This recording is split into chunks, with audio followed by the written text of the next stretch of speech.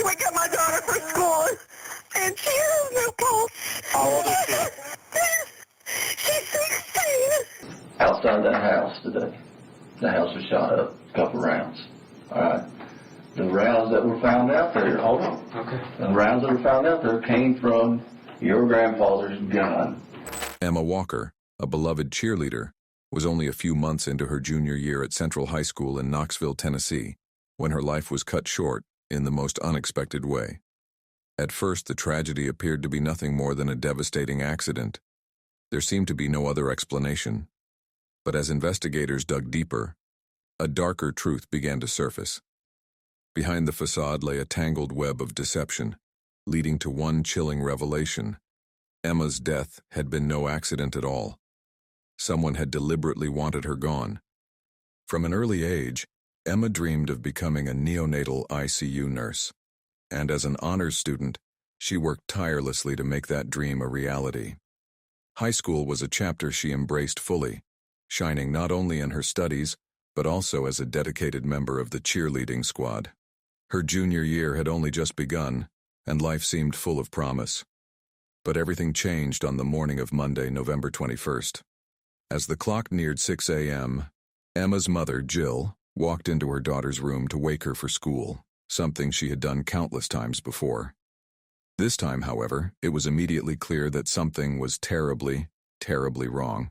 I just tried to wake up my daughter for school, and she has no pulse. How old is she? She's 16. News of the mysterious tragedy spread rapidly through the community. Few felt the weight of the loss more than Riley Gall, Emma's boyfriend of nearly 2 years. Their story had begun back in the fall of Emma's freshman year at Central High, when she stood out as the only freshman to earn a spot on the cheerleading squad. It was during that same time that she caught the eye of Riley Gall, a junior and the star wide receiver on the football team.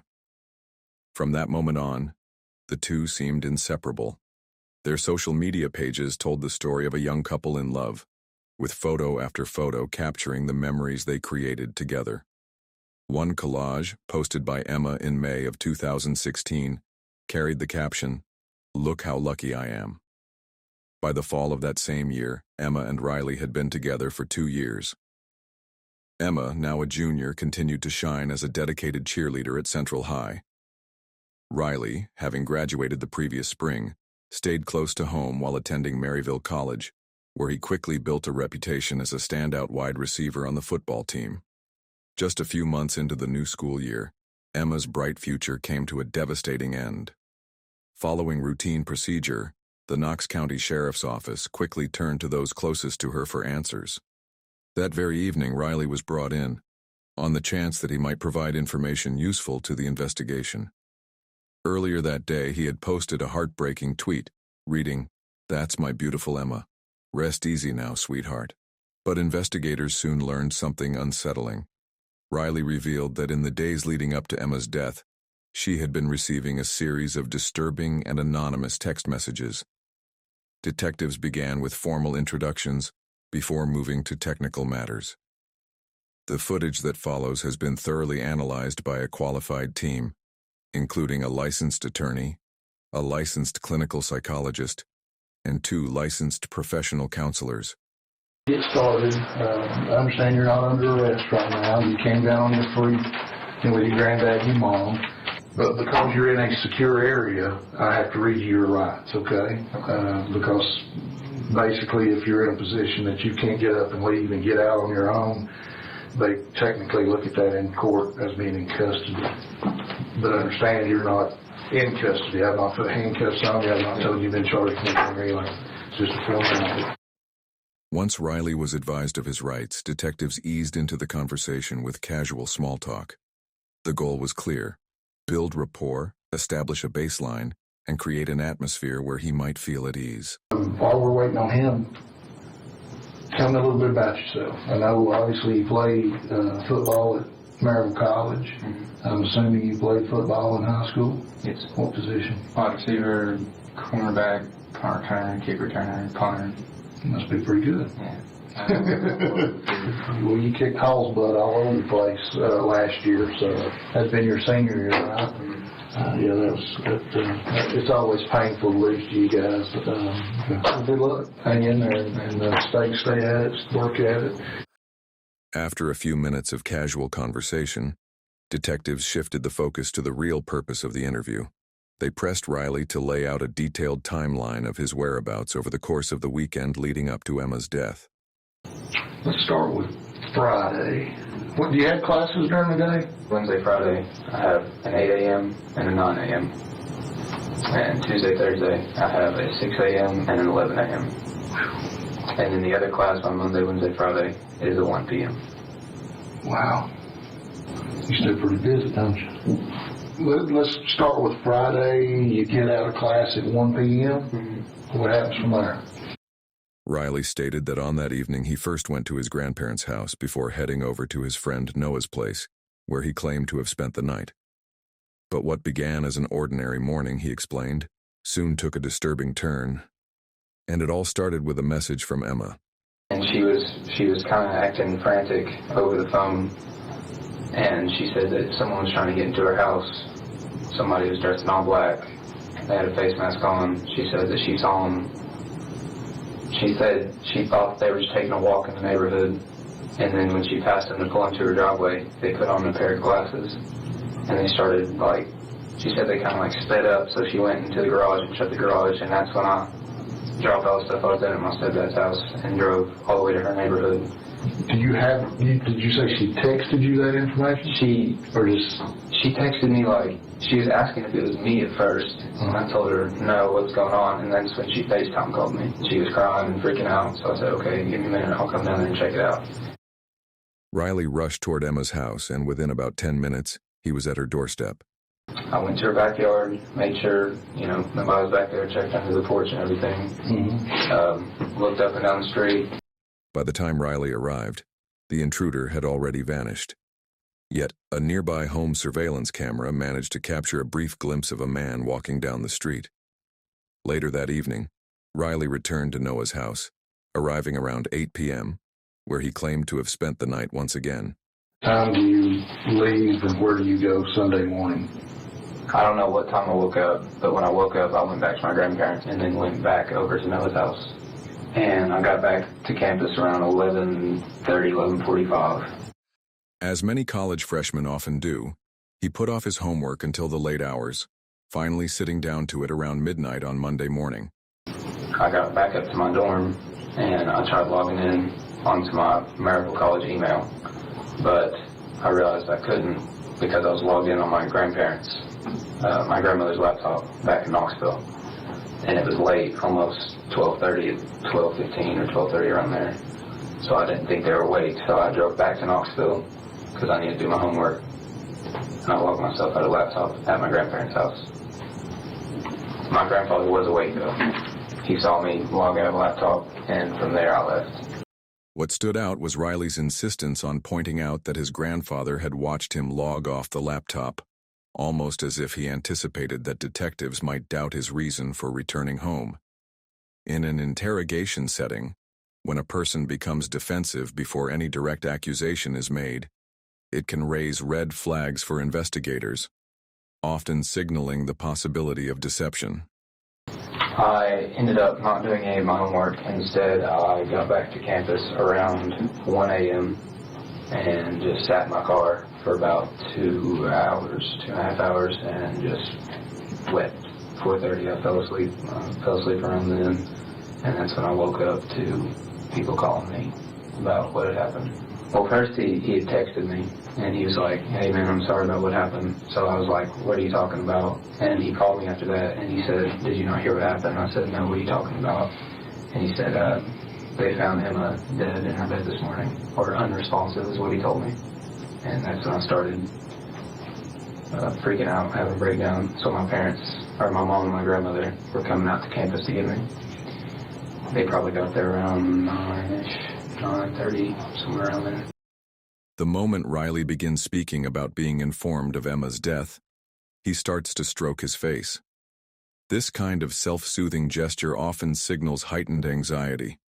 It could simply reflect the genuine distress of discussing such a painful subject, or it might suggest that something deeper about the topic is making him uneasy.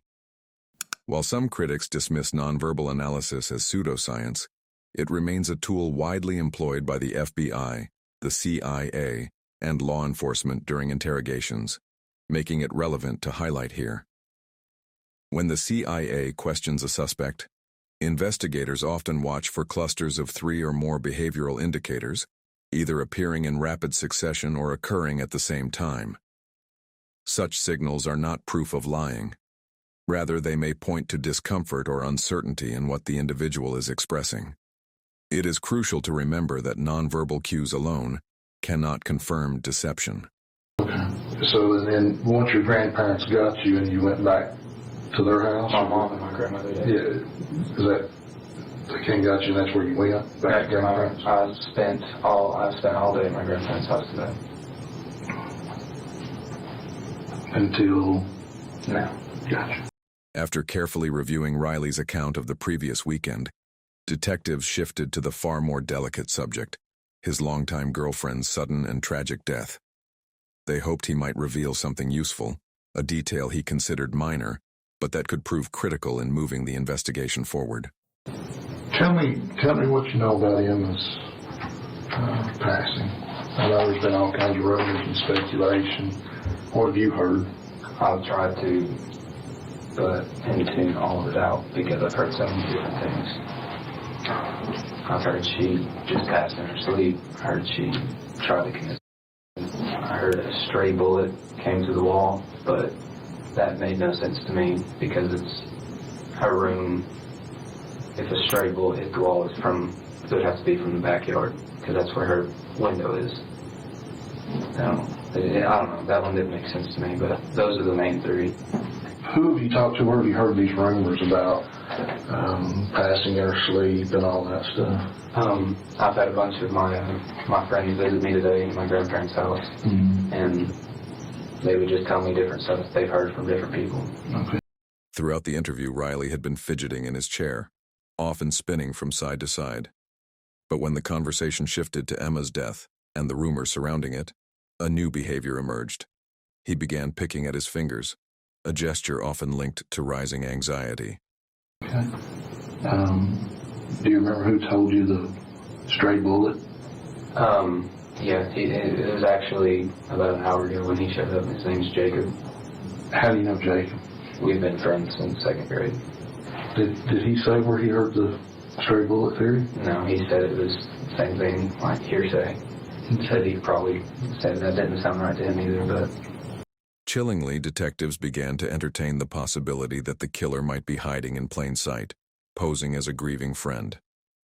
It was even considered that someone could have visited Riley earlier that day, using the guise of offering condolences to mask their true intentions. Investigators took careful note of the visitors who had stopped by, believing those interactions could hold valuable clues. From that point forward, the direction of the entire investigation shifted dramatically. Can you think of anyone that would want to hurt Emma? Not off the top of my head, no. Because, She had any enemies? No. She had no enemies that would want to hurt her. She had high school drama enemies, but, like, just girls she didn't like, but none that would do that. She kind of got along with everybody. I don't know. She was very likable. She was friends with most anybody that she talked to. The last time you talked to her, you said was Sunday? Sunday night. Sunday night. Did she make any comments about anybody being mad at her or upset at her or anybody wanting to hurt her? No, but the only thing that I thought of was whoever the person was at her house Saturday morning. That's the first thing I thought of when I heard that she had passed this morning. Then, an utterly unforeseen revelation emerged, one that would turn the investigation on its head and change everything. You got people that are mad at you, that are trying to hurt you or anything? Not that I know of. I don't know. Did nobody try to kidnap you or Kidnap me. Yeah. In an interrogation, repeating a question can raise red flags for detectives. Sometimes it signals that the person simply needs extra time to think through their response. For someone being deceptive, though, the goal may be to avoid an uncomfortable silence, because long pauses after a question can draw suspicion. By echoing the question, They buy themselves a few seconds to decide exactly what to say. I didn't want to. I'm sorry, I just didn't want to talk about it because it was traumatizing. I didn't know what to make of it. And that's pretty important for us to probably know. I mean, somebody trying to kidnap you. But I don't know, like, I don't know anything about it. Take note of Riley's weak movement in this moment, a half-hearted shrug with his hands barely lifting. Throughout the interview, his use of illustrative gestures has been minimal. While there is no footage of his usual behavior for comparison, such restrained nonverbals are generally considered unusual. Gestures often serve to emphasize and reinforce speech. In contrast, when those natural movements are noticeably restricted, it is often viewed as a potential indicator of deception. When did this alleged kidnapping take place? Friday. This past Friday? Mm-hmm. When did that happen? Sometime tonight. I just don't know. I don't remember much about it. I just remember two guys.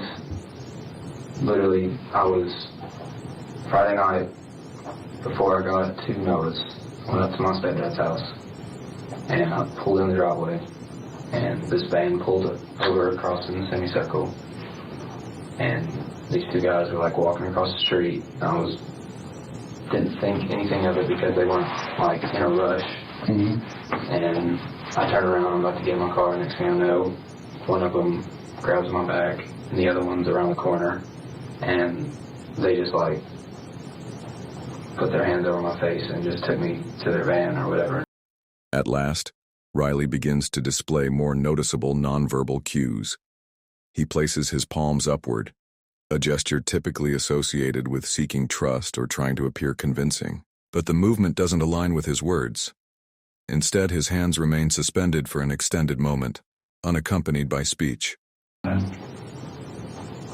don't remember much. They just had me, I couldn't see anything. They had something over my eyes.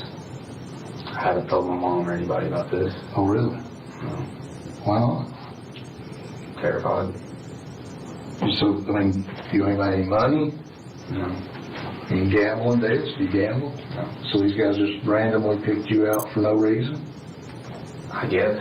Riley's account begins to sound questionable, particularly because he struggles to explain why so many details escape his memory. Notably, he avoids sharing how he actually felt during the incident, mentioning only that he was terrified, a statement he uses to justify not telling his mother about it. In most cases, when someone recounts a traumatic experience such as a kidnapping, they naturally describe the emotions they went through in the moment. Emotions are often deeply connected to the memory of a traumatic event. When those emotional details are missing from a story, it can raise suspicion and signal the possibility of deception. The question then becomes, what might Riley be leaving unsaid? That very night, Emma attended a gathering at a friend's house after the football game. It was around 11:30 p.m. when her phone lit up with a series of unsettling messages from an unfamiliar number. They did ask me, they were like, who would you want to talk to for the last time? And so I started freaking out, and I said, Emma. The messages ordered Emma to step outside. They claimed that someone she cared about was being held, and if she refused to follow the instructions, that person would be harmed. And they made me call Emma. She wouldn't answer my phone multiple times, so they used their phone. And I was just crying and screaming. She thought it was a joke. She thought I was playing a prank on her. Throughout the interview, Riley continuously fidgeted with his hands and shifted in his seat. Such restless behavior is often seen as an attempt to release nervous energy, something officers may interpret as a possible sign he is concealing the truth.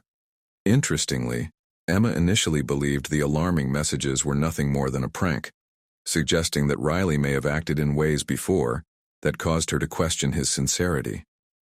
When Emma stepped outside with a friend by her side, they made a startling discovery: Riley lying face down in a nearby ditch. According to the friend, he appeared dazed and disoriented. I woke up where Emma was. Where was that? In her friend's yard. It's right off Tassel Pike. I literally remember my head ached for the rest of the night when I got back to Noah's after that. Did you tell no one them about it? Yeah. They thought I was messing with them. That's why I haven't talked to anyone about it, because no one would take me seriously.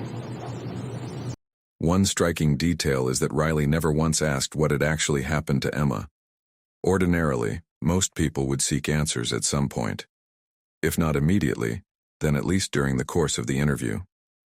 To sit through the entire exchange without requesting any information at all can be perceived as highly unusual and likely raised concerns for detectives.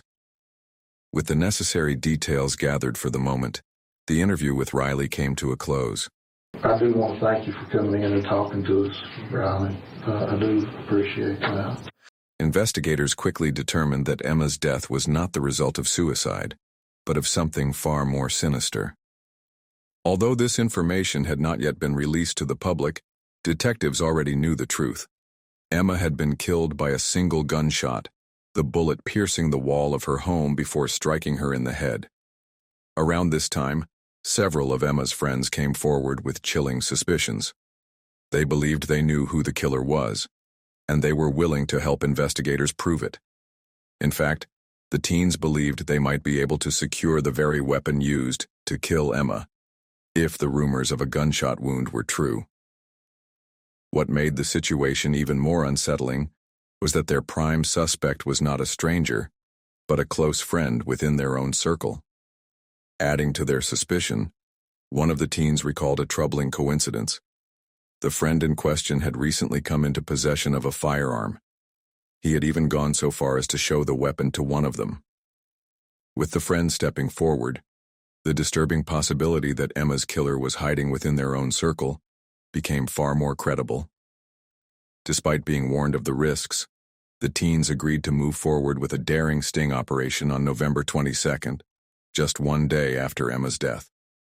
A plan was put into motion, and the friends were wired with recording devices and fitted with a hidden camera. I'll do that. Dude, all of you. There's nobody else I'd rather be going into this shit with. Nobody else I could go into this shit with. Oh shit, man. This is insane.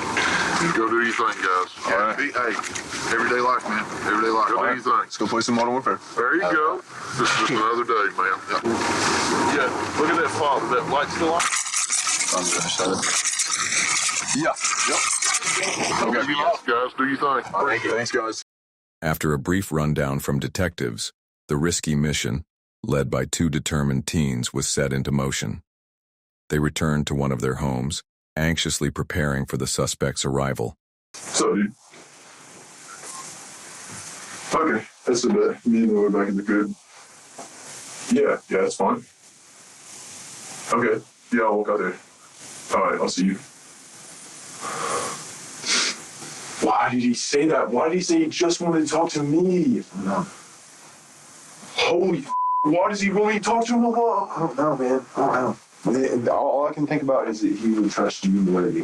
Which, I mean, yeah, because I've just been bullshitting him harder. Mm-hmm. All right, FYI, guys, my roommate is not home. He's going to be at work till about like 1 or 2 a.m. tonight. One of the teens relayed an update to law enforcement, who were listening closely. The suspect was only minutes away. A hidden camera was positioned in place just before he walked in with a friend, and the two settled onto the couch. According to what was overheard, they had exchanged a few words outside, and now the suspect was asking his friends to join him on a mysterious errand. Before the conversation shifts to the so-called errand, the group begins speculating about how Emma might have died. With so little information released publicly, all they truly have are fragments of rumor. At least, that's the case for two of them. The third, however, seems to know far more than he should.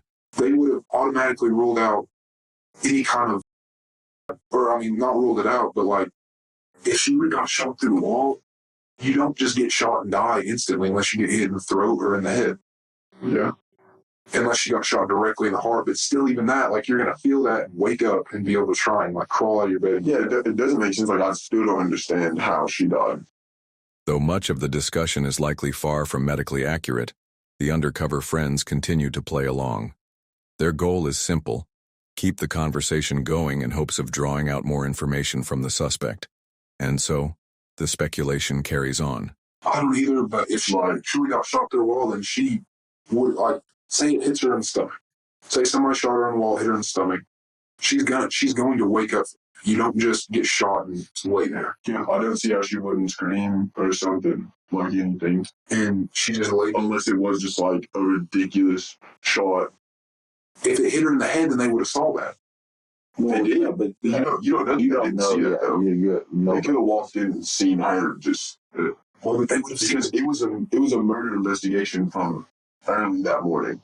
As far as I know, Like they never. They always don't know knew anything about how she was found or when she was found. Because whenever you hear, exactly. Whatever they you always hear knew from, it was whoever you homicide. hear it from could not be true. They knew it was a homicide from the first second because they put in protective custody. You serious? Yeah. The suspect appears visibly shaken by the news. For most, the idea that a friend had been murdered would be heartbreaking on its own. But in this case, the alarm seemed more likely tied to another realization. If Emma's death was being investigated as a homicide, then law enforcement would stop at nothing to track down her killer. And that leads directly into the next critical topic of conversation.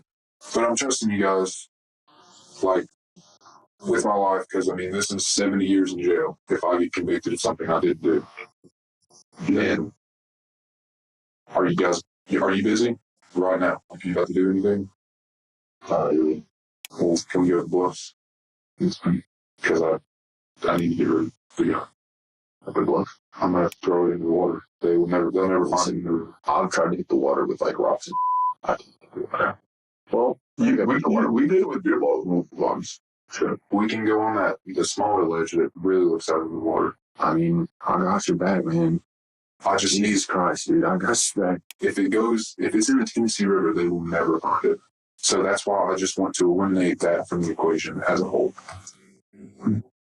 I feel you. Cover your bases. Cover your bases. I mean, I feel you. That's your decision. Well, do you guys want to go right now? I'm fine. Let me grab a snack. Start. You want a hot pocket? I'm starving. I'm so hungry. I would love a hot pocket. After fixing a couple of hot pockets, the teens set out toward an overlook above the Tennessee River, a spot near the University of Tennessee campus known as the Bluffs. But it seemed the suspect's intentions went beyond simply seeking moral support. By drawing his friends into the disposal of the gun, he was also securing leverage. If they assisted, they would become tied to the act, making them more likely to go along with his plan of lying to police about the weapon. Their own fear of legal consequences for helping hide potential evidence would pressure them to protect him, whether they wanted to or not. Turn left on the side of the street. So I just can jump the fence, my car, and snatch it. Is that right here? Well, I'll go around to the church. Oh, okay. All right, I'll be back. If you're not back in 2 minutes, we'll come after you.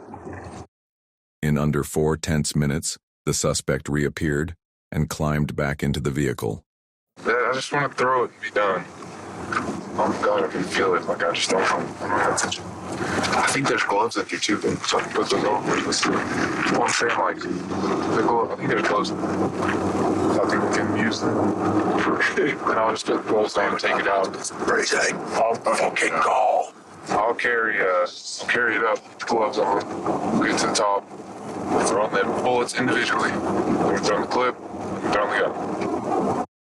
The suspect's constant insistence on discarding the gun suggests he believes that once the weapon is gone, so too will be any evidence linking him to the crime. Before reaching their destination, the group makes one final stop for gas and fast food. Sitting in the front passenger seat, the suspect shows no sign that Emma's death has diminished his appetite. Roughly 15 minutes later, they pull up to the Bluffs, and the chilling moment of truth is just ahead. Dude, let me see this thing. I don't know if you should touch it. Unless you have clothes on. I just don't. I mean, they don't have my fingerprints in any database. Hey, dude, bro. You got arrested. Yeah, but they didn't print me. Oh my God. What? This is a real gun.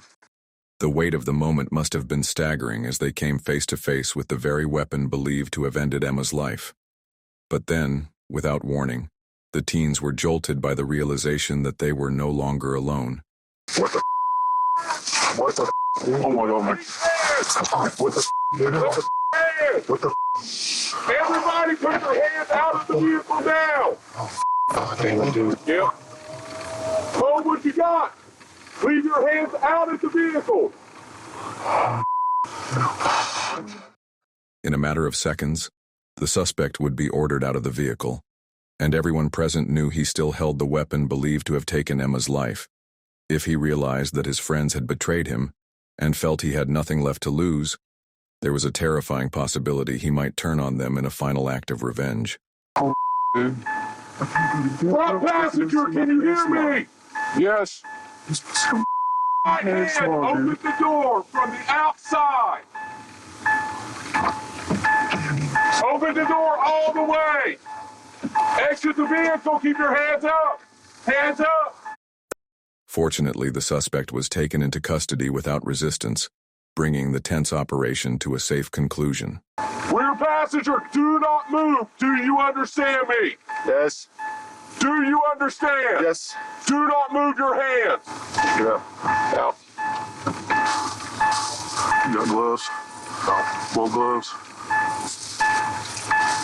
Right there. Right there. Move the bag back toward the seat. Yep. Okay. Hey, Merritt. Yep. Just pull that bag enough and just to see the serial number. Just to see the serial number.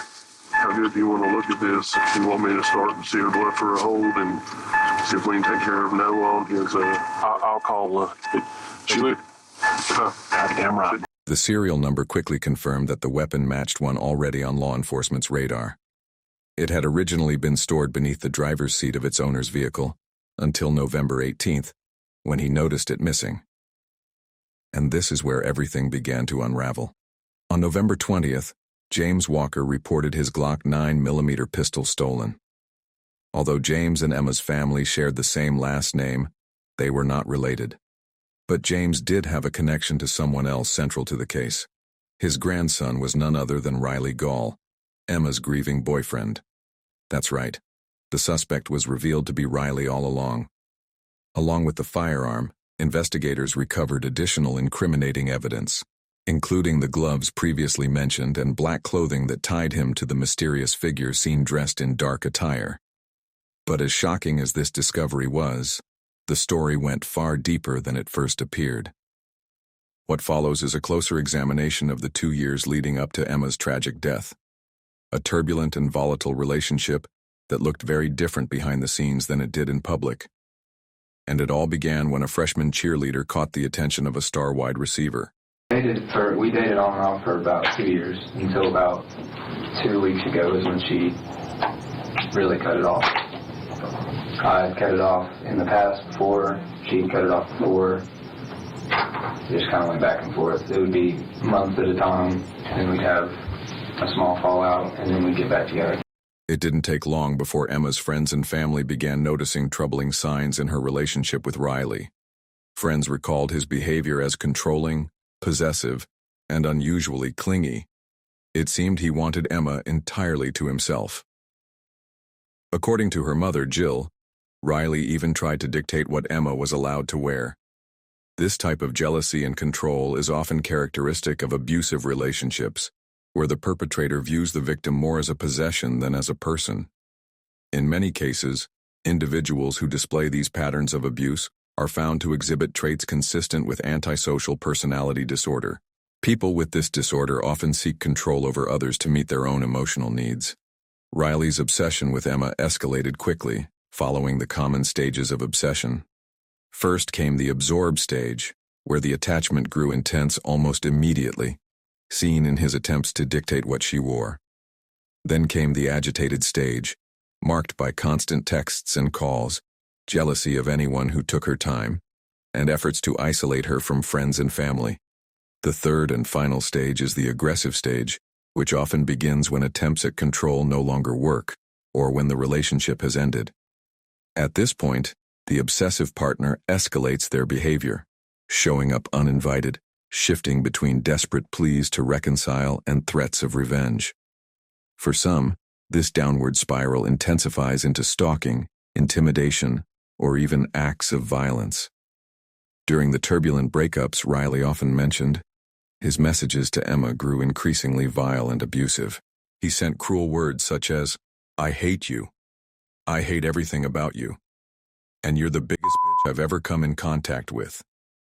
The hostility soon escalated into more menacing threats, including one that read, "You're dead to me. I'll check the obituary. Fuck you." Once Emma's parents became aware of these disturbing exchanges, Riley was no longer welcome in their home. They confiscated Emma's phone in an effort to sever contact, but he continued to find ways to reach her. Both her parents and friends urged her to end the relationship for good. Still, Emma wasn't ready to sever ties completely. She was strong-willed and preferred to make her own decisions. Leaving an abusive relationship is never easy. Outsiders often wonder why someone would stay, but abusers aren't cruel all the time. They can switch on charm and affection, manipulating their partner into staying or offering another chance. Yet the cycle of abuse almost always continues and often escalates. Riley was no exception. His behavior grew more disturbing. He began stalking Emma, waiting outside the supermarket where she worked for hours, still trying to speak with her despite her parents' strict orders to stay away. By early November of 2016, Emma finally decided enough was enough. She told a close friend the relationship was over for good. For about 2 weeks, friends and family felt like they had their Emma back again. It's important to understand that leaving an abusive relationship is often the most dangerous moment. When the abuser realizes their usual tactics no longer work, the loss of control can drive them to escalate into even greater violence. Not long after Emma ended things, Riley allegedly attempted to take his own life. His campus friends rushed him to the hospital, ultimately saving him. But perhaps it was in that moment that a darker decision was made. If he couldn't have Emma, then no one would. Soon after, a crime of convenience presented itself. During Riley's earlier interrogation, detectives had begun questioning him about the missing firearm. They were now focused on means and access, assessing whether Riley had the ability to carry out the crime. The detective was ready with a series of crucial questions. I understand that your grandfather has had a gun stolen or missing or something to that effect. Yeah. Can you tell me about that? It was during the week, last week, because he came and switched out my car with his car to go get the oil changed back in Knoxville. So he left his car on campus, but he took his keys with him. And he said when he got back, we switched out cars again, and he took off, and he called me maybe 10 minutes later, or 5 or 10 minutes later, and said, "You know where my gun's at?" I said, "No, I haven't been in your car." Do you remember what time last week that was? It might have been Friday then. It was Thursday or Friday he came to do that. But he left his car on campus, but he took his keys with him. Okay. So I didn't even go to the car because it only took an hour. He brought my car back, we switched out again, and that's when he got on the road and called me about 5 or 10 minutes later and asked if I had messed with his gun. All right. So did you have a way to use his car? I mean, did he give you a set of keys or No, anything? he took the keys with him. Well, I mean, I didn't know if you had an extra set. I mean, like, I've got keys to my brother's vehicle. He's got an extra to my car that he used. I kept my keys on me because I need a key to my door. Gotcha. But have you ever taken your grandfather's gun? No. Okay. Did anybody take it, show a buddy or anything, bring it back or nothing like that? No. Do you have any idea where your grandfather's clock is now? In this moment, Riley holds an unbroken stare. While many assume steady eye contact is a sign of truthfulness, research suggests otherwise. Sustained eye contact can often signal dishonesty, as the individual closely studies the listener to gauge whether their story is being accepted. I understand he told you about the gun. I had that gun because I was scared about what happened. I know you don't believe me, you probably don't either. Whatever, I'm telling you. I mean, I don't believe that, but I believe you more that you didn't shoot Emma, because that's a big step. Although it remains unclear what unsettling event Riley was referencing, the timeline shows the gun had already gone missing before the weekend and the disturbing chain of events that followed. That fact alone cannot be brushed aside. Before ultimately using the stolen weapon, Riley made a few desperate attempts to win Emma back. One of those attempts included a staged kidnapping, but Emma saw through the ploy and firmly told him to leave her alone. Afterward, Riley retreated to his friend Noah's house where he spent the night. Even Noah, however, doubted Riley's tale of having been abducted. I mean, I don't believe that, but I believe you more that you didn't shoot Emma because that's a big step. Did you tell Noah and them about it? Yeah. They thought I was messing with them. This suggested that Riley's friends may have already recognized his tendency to lie or fabricate stories. Deceit is a hallmark trait of those with antisocial personality disorder. Such individuals lie to manipulate, to control, and to fulfill their own needs. Lacking empathy, they show little concern for the damage their lies and schemes inflict on others. When the staged kidnapping failed to bring Emma back, Riley devised another plan and set it into motion the very next morning. On Saturday, November 19th, a masked figure dressed entirely in black appeared. Emma was so terrified by the encounter that she later confided to a friend she believed she was going to die. So you went to the backyard, checked to see if you saw anything. How do you get in the backyard? It was a critical question, especially since detectives already knew a shot had been fired into the house from the backyard. There's off to the right side of her house, there's a gate that has no lock. You can just open up the latches and move it. Detectives were working to establish Riley's familiarity with Emma's home and the surrounding yard, key details that pointed to his knowledge, opportunity, and ability to carry out the crime. His awareness of exactly where to fire in order to strike or intimidate Emma became a crucial piece of evidence. Yet by the time Riley showed up, the masked figure had conveniently vanished, and at nearly the same moment Emma's mother returned home. Her mom pulled up. Mom saw me there, and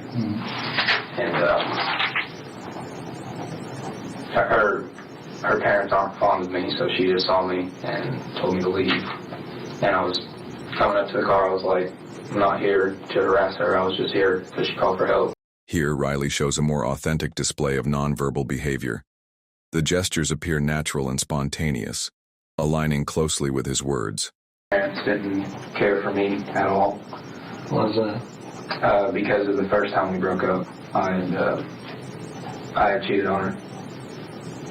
And her parents never forgave me for that, even when she did. And they never let us have an actual relationship for the remainder of the time we were together. After that, that's when I went back over to Noah's house. Do you have your phone with you? I do not. Oh, man. I'd like to see that text message from him, just so I don't get it. I don't. After today, I deleted everything. Okay. Because I don't want any... I just don't want to think about it. In this instance, it seems likely the events unfolded just as he described. But beneath it all, there was a clear motive. This wasn't simply an effort to escape the painful memories of a love once lost. The driving force was far more deliberate, something cold and calculated. Riley's goal appeared to be concealing the truth, erasing his conversations with Emma, and removing any trace of where he had been the night she was killed. Or perhaps those messages never existed at all, and his claim of deleting them was merely a cover to explain their absence. Later, another of Emma's friends reported seeing Riley that very morning, wandering the neighborhood dressed entirely in black. After repeated failed attempts to pull Emma back under his control, Riley had reached a crossroads. Emma had drawn a firm line. She was finished with him for good. And now, Riley seemed left with only two choices. One option was to move forward with his life, just as Emma intended to do with hers. The other option, however, was far darker. Within just 2 days, Riley's choice would reveal itself in a horrific act. He had already shared his version of how Sunday night unfolded, but what he told detectives left out critical truths. The most significant details of those early Monday morning hours were conveniently missing from his story. But you said Sunday night that you left Noah's around 11. Yeah. You went back to campus. You said you got there around 11:45. Called Emma from Mac's phone. From Mac's phone. Riley had borrowed a phone from his friend, Max Siegel, also a football player at Maryville College, since Emma had either blocked his number or refused to answer his calls. Ironically, Mac was one of the same friends who had rushed Riley to the hospital just weeks earlier after his attempted suicide. It's worth noting that individuals who are highly manipulative and controlling in relationships will sometimes make, or even fake, suicide attempts as a tactic to maintain control over their partner.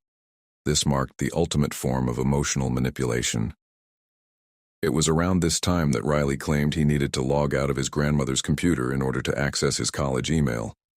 From there, his story veered into a peculiar detour, a flimsy attempt to explain away an alleged conversation that had already raised suspicions with detectives. You get back to the dorm, you said around 12:15. Yeah, my dorm. Mm-hmm. Walker's there. Yes.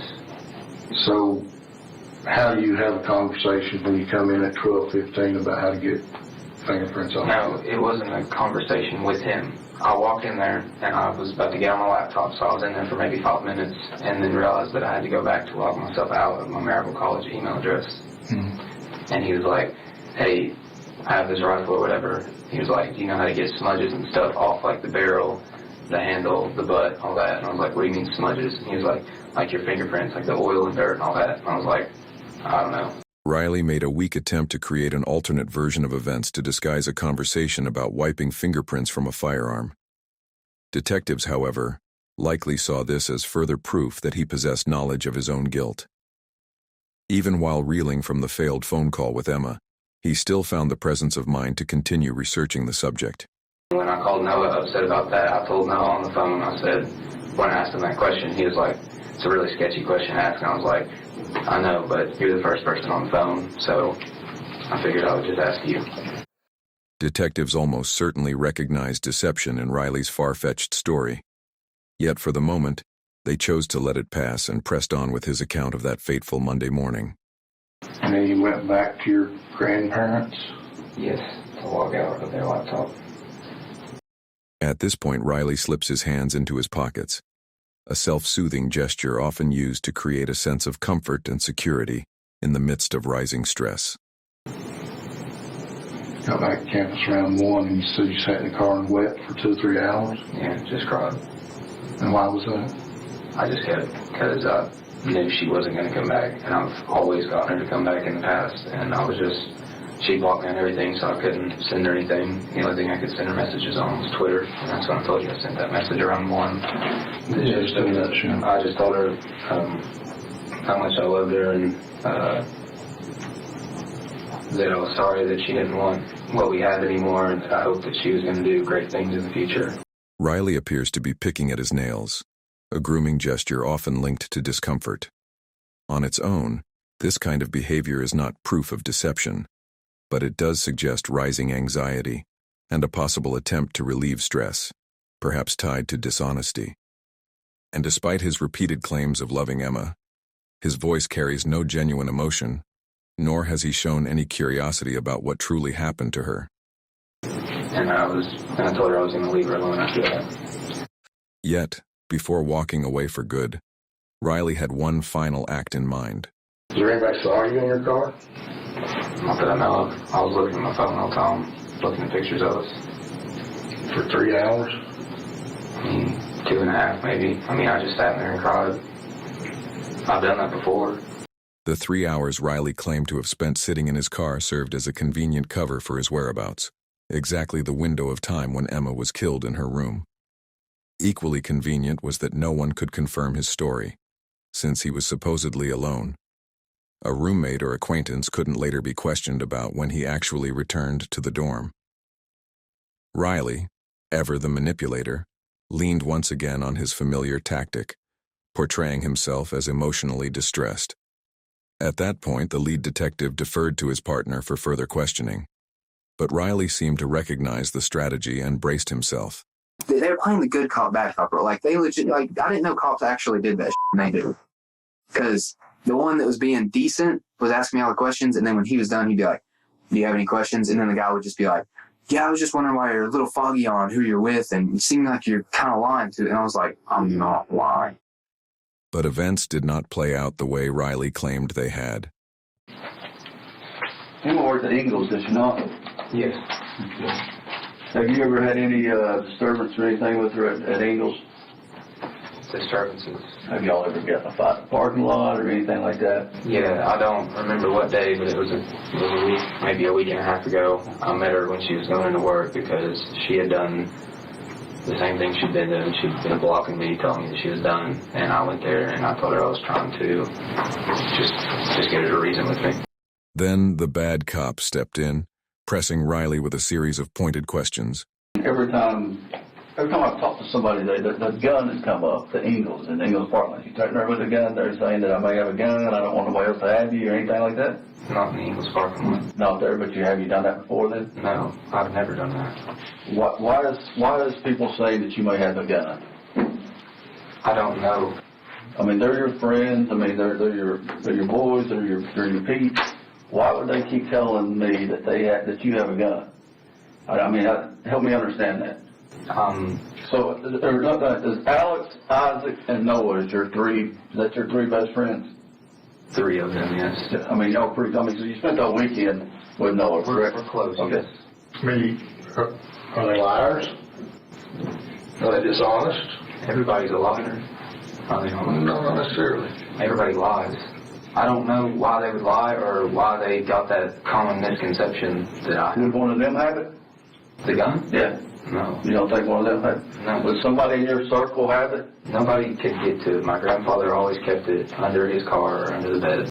Riley was clearly upset that his friends had revealed information about the gun he'd been keeping. His frustration surfaced in a text exchange with his friend Alex, shortly after his only interview with detectives. Riley asked, "Why did you tell him about the gun? They think I shot her because of it. Please text me back." Alex's replies cut straight to the point. "If you didn't do anything, you have nothing to hide. Why did you tell me you were trying to get rid of the gun? You lied and said you already gave it back to your grandpa."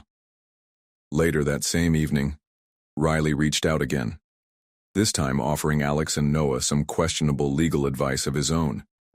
What I'm saying is if I have to go to court in front of a grand jury or anything and you have to testify, or if the cops come and talk to you again, whenever you talk to them, just be like, you were too afraid to tell them that you were on acid because you thought you were going to get in trouble. No, that's true. I would never mention that, Yeah, and if anything about that gun, just say, I must have misunderstood or something because I was tripping balls. I really don't know what was going on. He was just, like, Riley was just complaining to me about some stuff. I guess I thought I heard something about a gun. And his grandfather thinking that he took it. You know, if you tell them you're on LSD, you were drunk, and you were high, your mind was altered. Whatever statement you give them wasn't a straightforward answer. If you just tell them that you were on acid, high, and drunk, and just you didn't really understand what I was saying, you just kind of went along with it, I just tell them I was the only sober person here. And I guess I'll talk to Isaac, because Isaac's going to be sketchy about that too, with telling the cops that he was on a drug, but I'll talk to him another time. Detectives decided the time had come to confront Riley directly. It was clear he wasn't being truthful, and his elaborate stories had failed to convince them. With growing pressure, they began to lay everything out before him. We have a gun that belongs to your grandfather that is missing. Okay? We have all your friends saying that you've been talking about this gun. We have one of your friends saying that he saw you with the gun, that you showed him the gun, and that you told him you got it from your grandfather. Okay? Okay. I find it hard to believe that these guys are just making this up. I don't have anything else to say. I've told you the truth from me. So that's, if it's going to be the same question, that's the same answer. By this stage, Riley's frustration was evident, yet he clung tightly to his original story, refusing to waver. In a final attempt to break through, detectives revealed a glimpse of the evidence they had gathered so far. We recovered some rounds, and those rounds happened to match the same type of ammunition that your grandfather uses in his gun. So you do know how she died? And I didn't say that. I said that we have recovered some rounds, and those rounds are the same type of rounds that your grandfather uses in his gun. Notice Riley's hand movement here. Even while in his pocket, his hand shifts upward to cover his stomach the moment he's told the bullets match his grandfather's gun. Placing hands over the stomach is a self-comforting gesture, often used when someone feels exposed or vulnerable. But when a suspect fails to display the level of concern appropriate for such a revelation, detectives are quick to view it as a red flag. While it's true that grief and shock can affect people in different ways, showing no reaction at all to learning the cause of a loved one's sudden death is highly unusual for someone innocent. Throughout the interrogation, Riley's focus remained fixed on himself, never once showing concern or curiosity about what had happened to the girl he claimed to love. And now, the reason is clear. He already knew exactly what had happened to Emma. If I am able to find your grandfather's gun, then I can match that to these rounds that I found and determine whether or not that gun and these rounds are actually from the same place. So, help me. I'm helping you. Okay. I don't know. I understand that. Still, Riley held firmly to his story. The timeline, while it's somewhat consistent, still has holes in it. But there was a major flaw in his story. You sat in the car for 3 hours and wept? Yeah, let me ask you, did you call anybody during that time? Any friends or family or anything like that? Riley claimed he couldn't quite remember. He insisted he'd need to check his phone, though conveniently, he didn't have it with him. But investigators didn't need his phone. With the help of local cell towers, they were able to retrace his movements during those 3 crucial hours, and what they uncovered completely dismantled his story. Records showed Riley left campus just before 12:15 a.m., exactly as he had claimed, but he didn't return until about 4:20 a.m. Emma's death was estimated to have occurred around 3 a.m., placing Riley in the vicinity of her home, nowhere near the college campus. It was evidence that left little room for denial, and as the interview neared its end, the bad cop delivered one final bombshell. Outside that house today, the house was shot up, a couple rounds. All right. The rounds that were found out there, hold on. Okay. The rounds that were found out there came from your grandfather's gun. I don't know where the gun's at.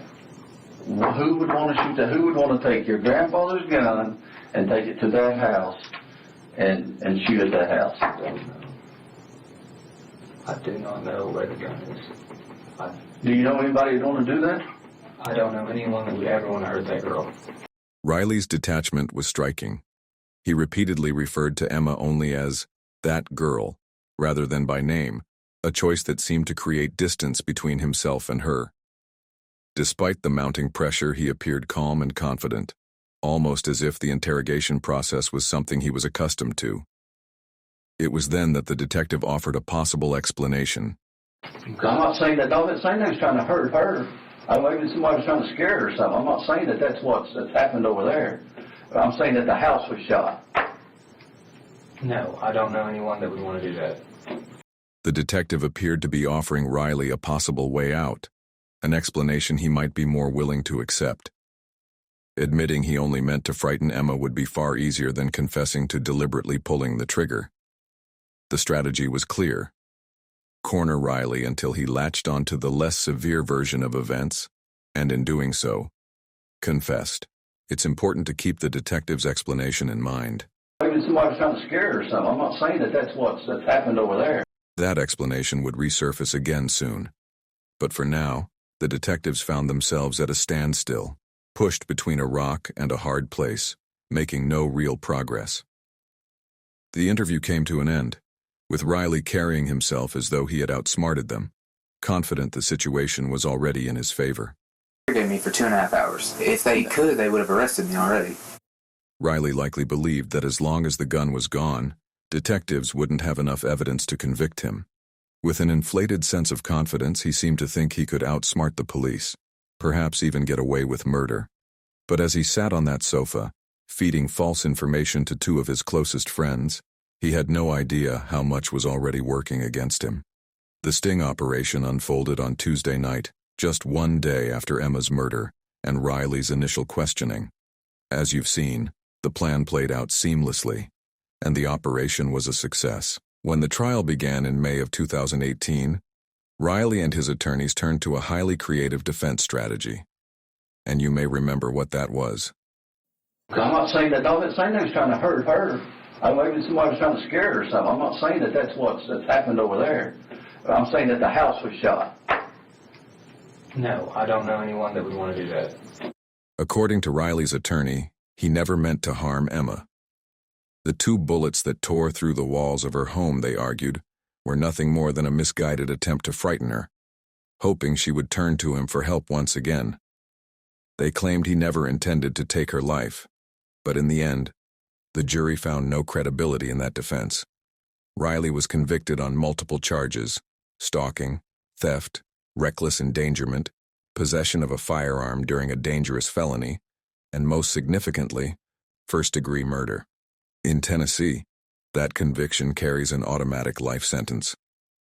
To honor her legacy, March 24th was designated as Emma Walker Day in Knoxville, a day dedicated to cherishing her memory and spreading kindness in tribute to a bright spirit whose life ended far too soon. Riley Gall may be behind bars, but the case still leaves one haunting question. Could his twisted plan have been stopped before it was too late? If you want to uncover more stories like this, don't forget to like, share, and subscribe to the channel so you never miss the next case. My girlfriend, it was like a week ago, me and her broke up. She moved in with a guy, and apparently he raped her. All I know is his first name's Sam. They said we told her it was a bad deal with him. Because he's telling me if the cops get behind him, he's going to run into a tree. 911, what's the address for emergency? So we're driving down the road to go shooting, and there is a dead body on the side of the road. On February 13th, 2023, longtime Sugar's Diner employee Eileen Gowan was seen leaving work at the end of her shift. Earlier that day, she had texted her daughter, explaining that she planned to stop by her friend Mike's residence, where she had recently moved in following a breakup with her boyfriend Sam Brammer just a week earlier. Curiously, Eileen mentioned that a co-worker from the diner would be driving her there. However, witnesses observed no co-worker arriving at the restaurant. Instead, it was her former partner, Sam, who pulled up to collect her. Hours passed, but Eileen never returned to Sugar's Diner. Concerned for her employees' safety, the diner's owner, Megan, began sending a series of anxious messages to Eileen's phone. The only reply she received was a single, uncharacteristic text. "Leave me alone. I'm done." This response raised immediate suspicion. Friends and coworkers described Eileen as responsible and reliable, rarely relying on text messages to communicate. The unusual tone and sudden disappearance suggested that something was deeply wrong. By nightfall, Eileen was missing, and she has not been seen since. The following day, Eileen's daughter filed a missing persons report with the Council Bluffs Police Department, officially setting an investigation in motion. Detectives immediately began the painstaking task of gathering CCTV footage from across the city, hoping to piece together Eileen's final movements. Yet with hours of video to comb through and no clear direction, progress was slow. With little immediate evidence, investigators turned to those closest to Eileen. Family members revealed troubling details. Just a week before, Eileen had ended her relationship with Sam Brammer and moved in with a new friend, Mike Brockman.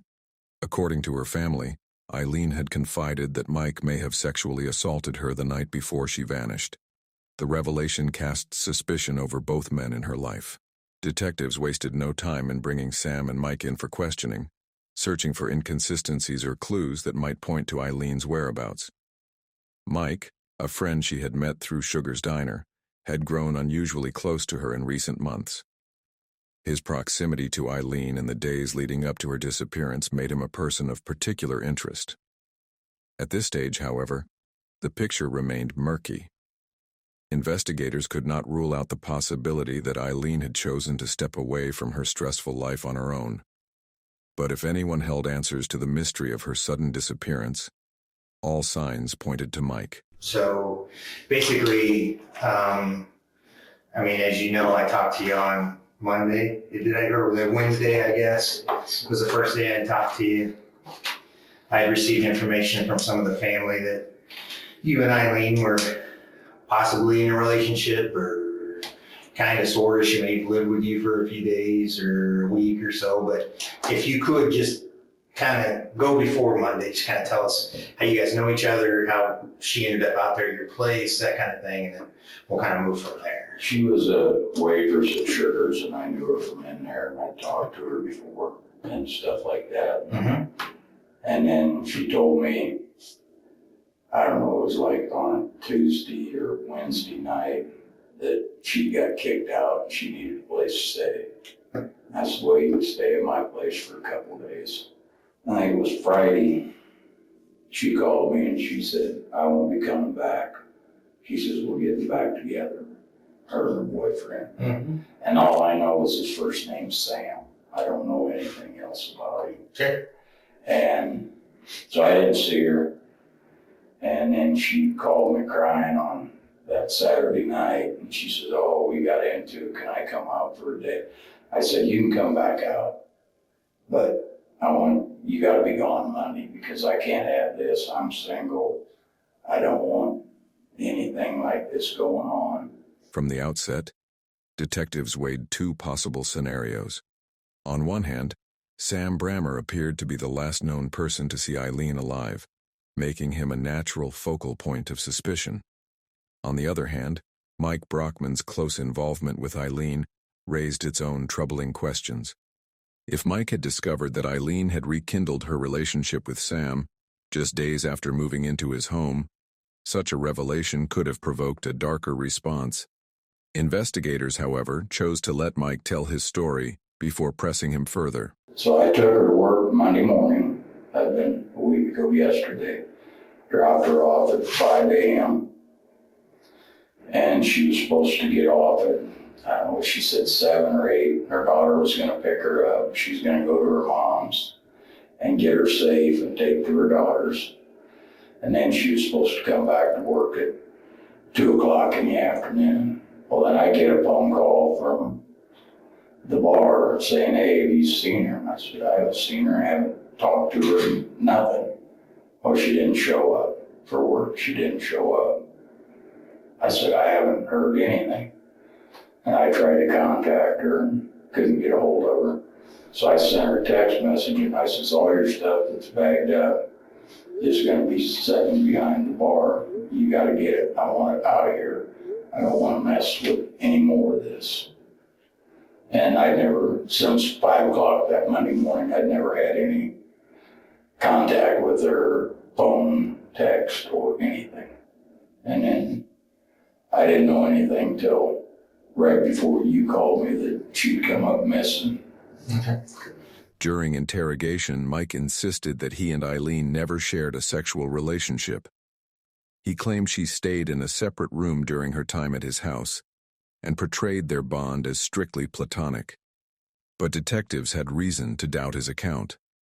Friends of Eileen had provided information suggesting a far deeper connection, one that contradicted Mike's statements. Has anybody said anything to you that Eileen was saying anything about you? Have you heard anything about her making any statements about you and your behavior while she lived or was staying with you out there? No. So you haven't heard that she may have made a statement that you possibly assaulted her while she was out there? No. Okay. That statement was made to a couple people that you supposedly laid down on her bed with her and spooned her from behind. Is that? No. Can you tell me, is that any of that accurate? Any No. of those statements? I would not do that because, like I said, she was a loose cannon. And she's scared. I mean, I guess here's the deal. You're a grown man. She's a grown woman. You know, if there was any type of whatever contact between you that was consensual, there's absolutely nothing wrong with that. I mean, she was crying that first night she come out and I hugged her. Okay. But there was no relationship, no asking for it or anything. To fabricate claims of that nature seemed unlikely, yet the absence of hard evidence meant detectives could not build a case on rumors alone. With little concrete proof and no breakthrough from the interview, Mike remained a person of interest, though his role in Eileen's disappearance was far from clear. As the investigation stalled, police turned their attention back to the other central figure in Eileen's life, her former boyfriend, Sam Brammer. We've already met Detective Dyer. Yeah, we get first names, but yeah. Yeah, this is Detective Dyer.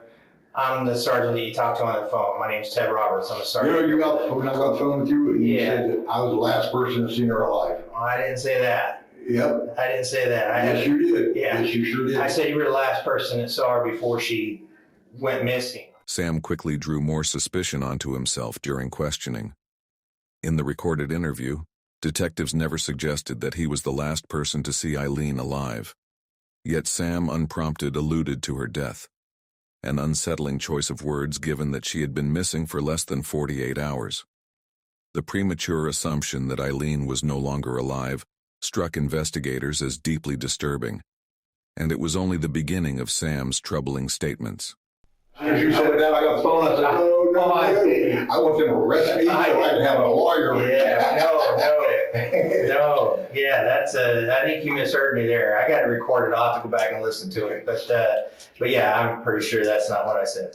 But, I mean, basically we got a crazy deal here where, Eileen is evidently, her family and everything else, she's never done this kind of thing before. She's never just, took off and gone. They all know what she does is she comes to me. She's moved in with me 4 or 5 times. But usually when she moves in with me, she stays away from home. Yeah, because they said they talk every day. The daughter and her talk every day on the phone or whatever she says. Yeah. If they need something, then they'll get a hold of her. Okay. Just like when she got arrested for a DWI, she went to jail, they finally filled her up. What did they do? They took her and dropped her off at the bar. Okay. And she was homeless. Okay. If you could, I just need to know what went on Monday morning. What happened Monday morning with you? She texted me. Okay.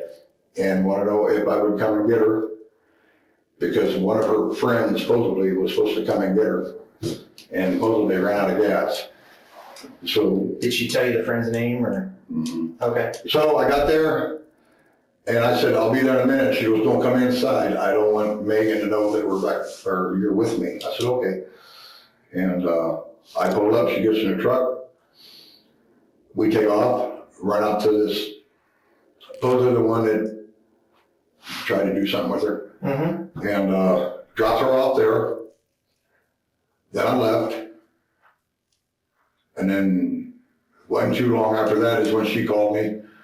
I think she was at my house knocking. See, you can't get in my apartment building unless you have a key to get in. Mm-hmm. But I think she was knocking on my window. I didn't look. I didn't care. I just wanted to lay down and take a nap. That's when she texted me, wanted to know if I could talk to Emmy about letting her move back in, because this guy, now that's true. When? That night.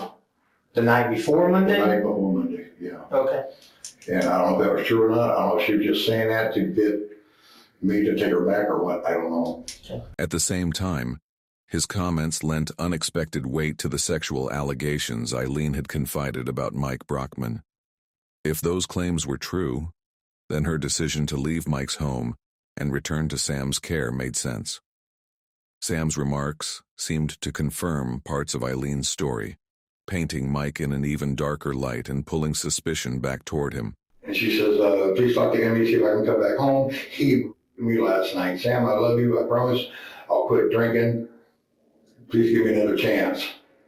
And she says, I'm hanging out with her. And this was at 122. What's it say? And it says here, I'm hanging out with a friend. I will get a hold of you later.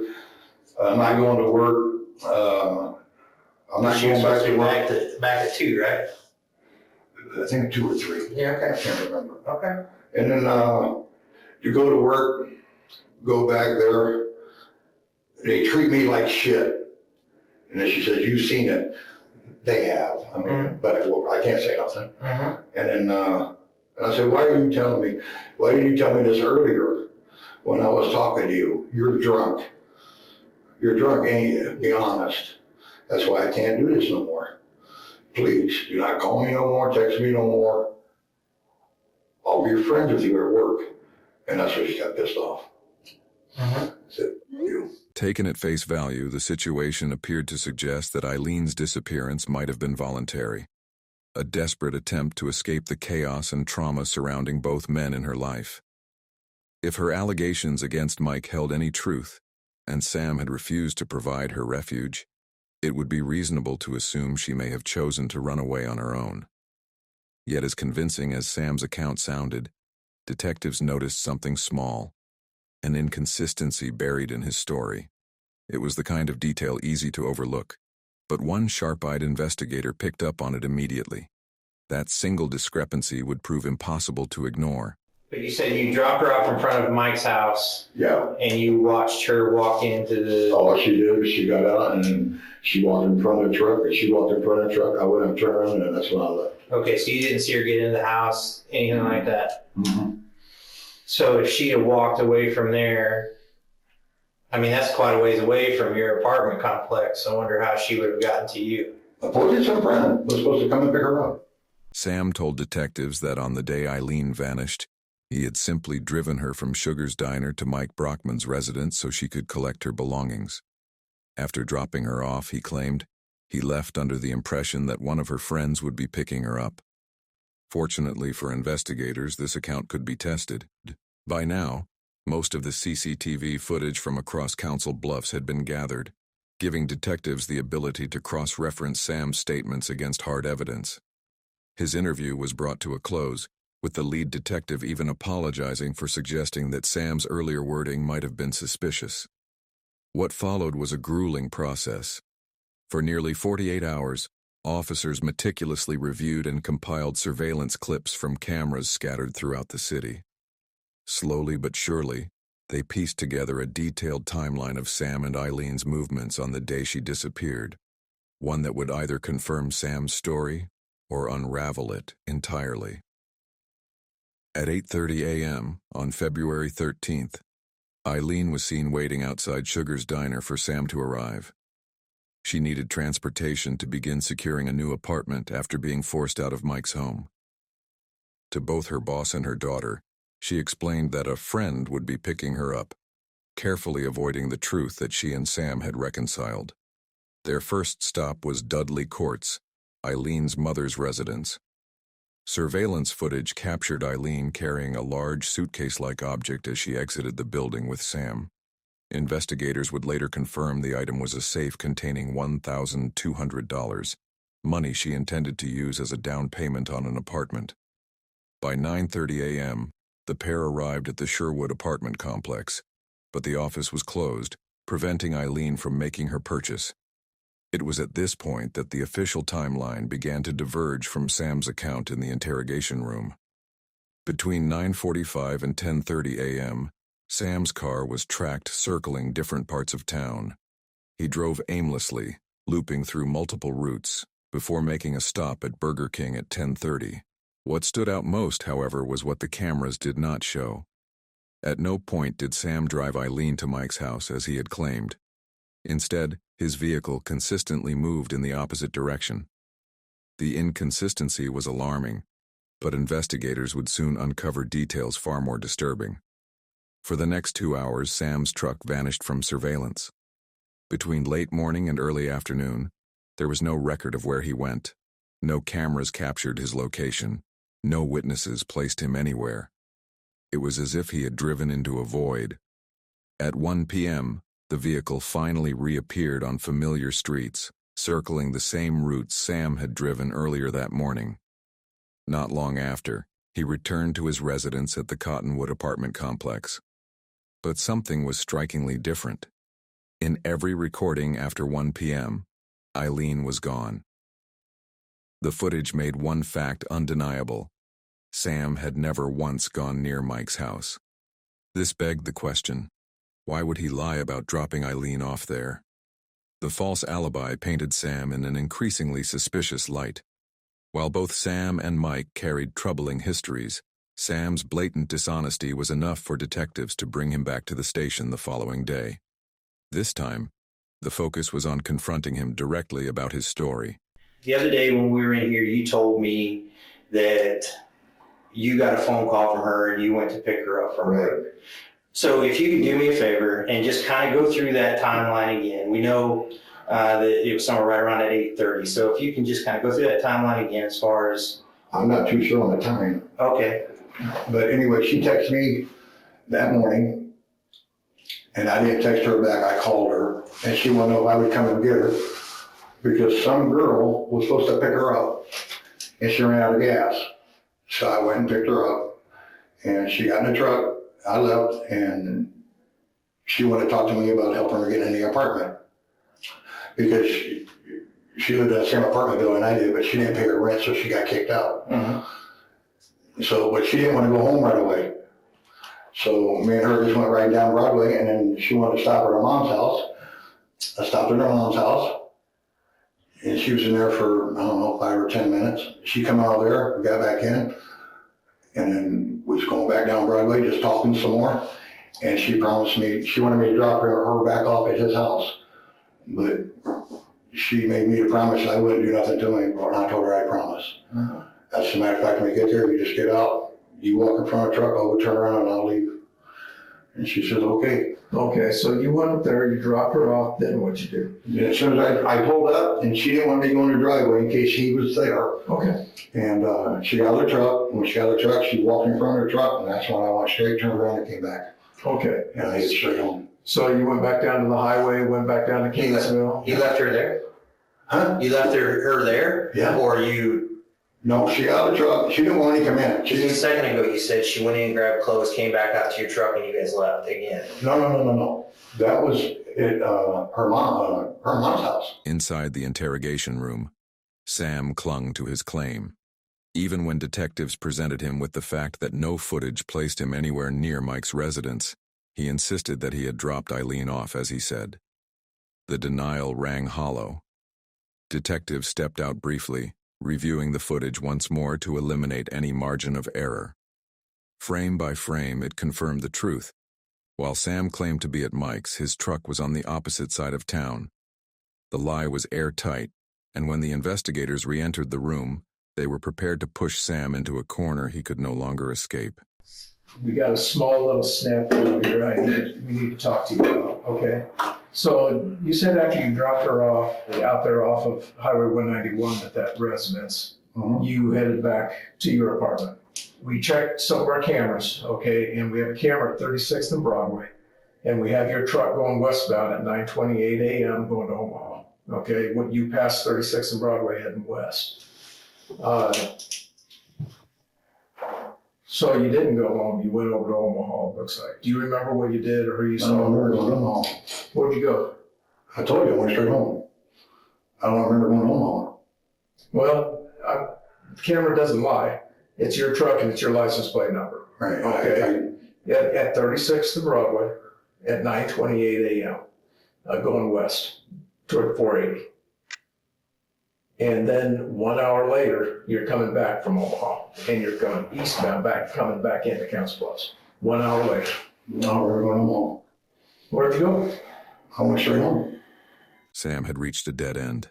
No matter what detectives confronted him with, he refused to budge. Each piece of evidence, each contradiction, was met with flat denial. Investigators knew he wasn't telling the truth, but the motive behind his silence remained a mystery. With no confession and no physical evidence to tie him directly to Eileen's disappearance, detectives had no choice but to end the interview and release him back onto the streets. What they didn't know was that this decision would soon lead them to exactly the evidence they needed. While law enforcement worked methodically behind the scenes, another group had taken matters into their own hands. Eileen's family. As days passed without answers, hope that Eileen was still alive began to waver. Her loved ones, well aware of Sam and Eileen's turbulent history, marked by arguments, violence, and abuse, believed Sam knew far more than he admitted. That very night, Eileen's son Jack confronted him directly. Jack pounded on Sam's door, and when it opened, he asked the question everyone was thinking. "What the hell did you do to my mom?" Jack later recalled that Sam froze, staring at him with the look of a man who had just seen a ghost before slamming the door shut. To Jack, Sam's reaction was telling. He was rattled, panicked. Whatever he had done, people were closing in. Later that same evening, Sam spoke with his granddaughter, Emily. In a drunken, despairing state, he told her he intended to harm himself so he could go visit her deceased grandmother. The comment sent shockwaves through Emily. In her mind, Eileen was still alive, so why would Sam suggest otherwise?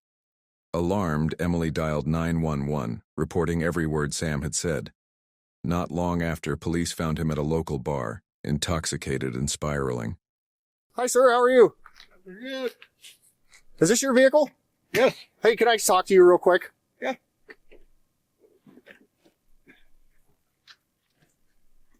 Do you have any weapons or anything on you? No. Okay.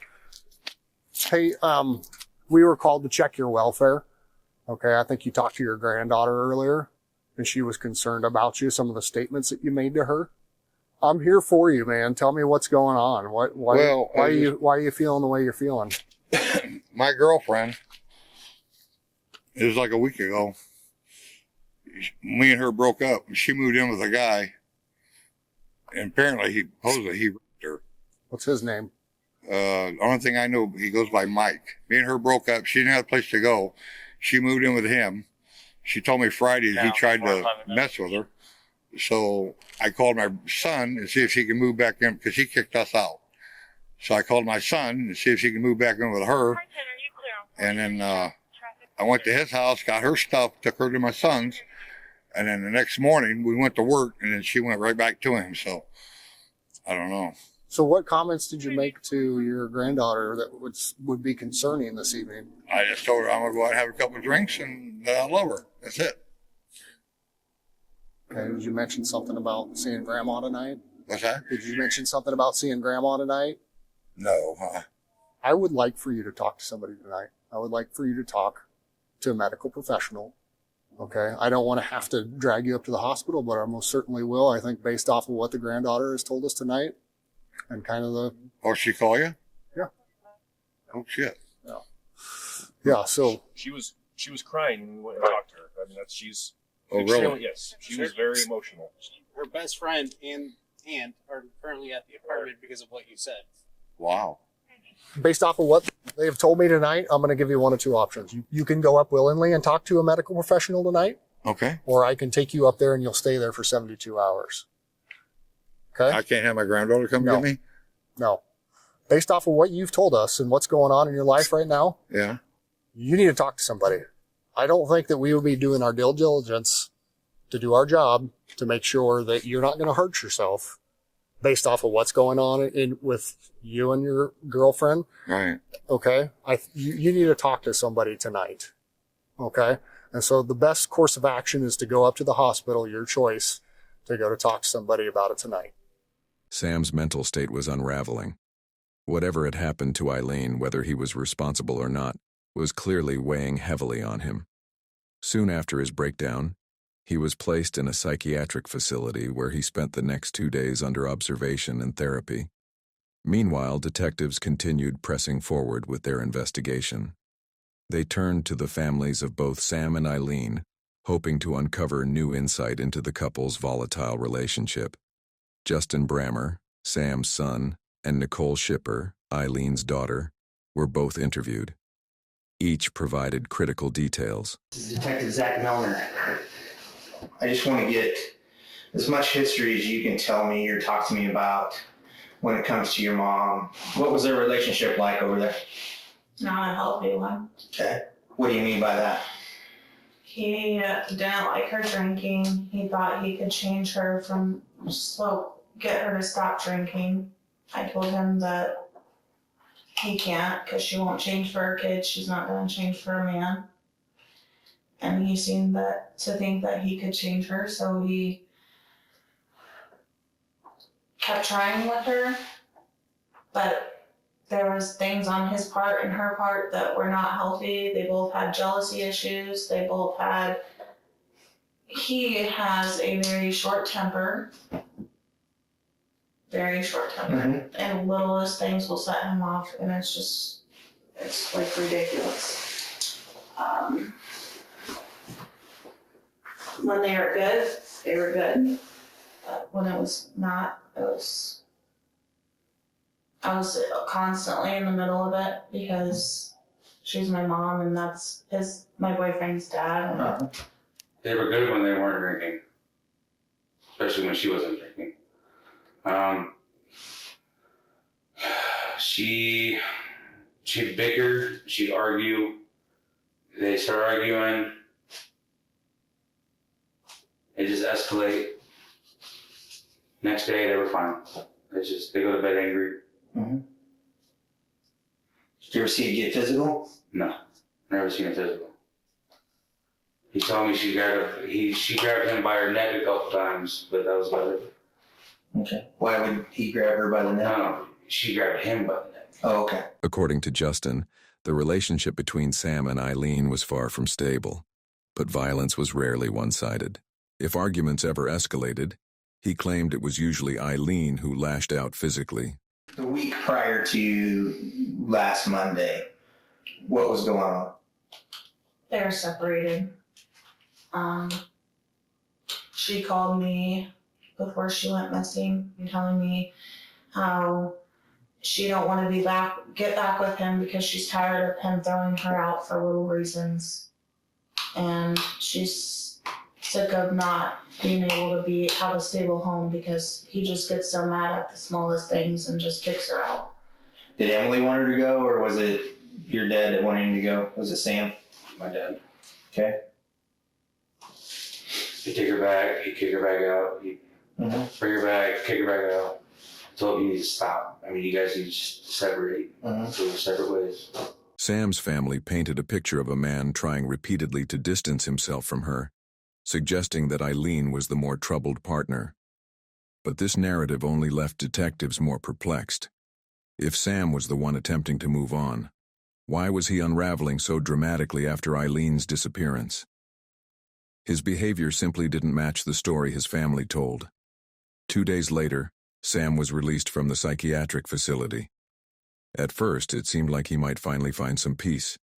No new leads had surfaced, and police still lacked concrete evidence to tie him directly to Eileen's fate. But any sense of calm would prove short-lived.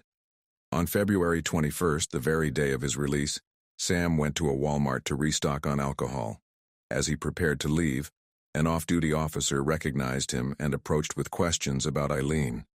Sam hesitated, then asked if he could move his truck before talking. But the moment he climbed behind the wheel, he slammed on the accelerator, narrowly missing the officer, and tore out of the parking lot. What followed was chaos. Sam sped through the quiet streets of Rexburg, Idaho, pushing his truck past 100 miles per hour. Pedestrians scattered as the officer leapt into his own vehicle, initiating a high-speed pursuit that would bring even more scrutiny onto Sam Brammer. Turning westbound on Steve. He's now eastbound on A for 28. If that deputy's in the white Tahoe, he can light it up. He's approaching him. The chase tore through Rexburg for several minutes, with Sam showing no intention of slowing down. Recognizing the danger to bystanders, the lead officer made the call to terminate the pursuit. Shut it down. Shut it down. Sam had just done the unthinkable, successfully outrunning the police. To him, it may have felt like a victory, but in reality the reckless stunt only deepened his troubles. He was now not only a prime suspect in Eileen's disappearance, but also wanted for evading arrest and reckless driving. Incredibly, only hours after his escape, Sam returned calmly to his residence at the Cottonwood Apartments, acting as though nothing had happened. Ironically, this move bought him more time. Officers assumed he had gone into hiding and scoured the town for him, overlooking the very place he called home. An entire day passed without locating him, but by the following morning, the pressure became too much. Sam walked into the police station and turned himself in. He was charged with eluding and reckless driving, booked into the Pottawatomie County Jail. Yet, he wouldn't remain there long. After just one night, his granddaughter Emily posted his bail, and Sam Brammer was back on the streets once again. What Sam did next only fueled investigators' suspicions. He went to the bank and deposited a large stack of cash, roughly $1,200, the exact amount Eileen had taken from her mother's safe on the morning she vanished. Shortly afterward, Sam drove his truck to a local scrapyard, requesting that it be completely destroyed, crushed and shredded beyond recognition. This was no ordinary behavior. To detectives, it looked less like coincidence and more like a man desperately trying to erase his tracks. At the scrapyard, Sam watched closely as his truck was crushed and shredded, making sure every trace of it was destroyed. To detectives, it was another glaring red flag. The lies, the disturbing comments to Emily, the police chase, the $1,200 cash deposit, and now the destruction of his vehicle all painted a damning picture. Meanwhile, investigators confirmed that Mike Brockman had been at work in Omaha the entire day, clearing him as a suspect. That left only one man, Sam Brammer. But without direct evidence, detectives could do little more than wait and watch, hoping new clues would surface. 911, what's the address for your emergency? I don't really have an address. We're off the exit of Crete, Iowa, over by a public shooting area. What's going on? So we're driving down the road to go shooting or whatever, and there is a dead body on the side of the road. Male or female? It's female for sure. On February 26th, the search for Eileen Gowan came to a grim conclusion. Her body was discovered beneath a bridge only a few miles from Sam Brammer's apartment.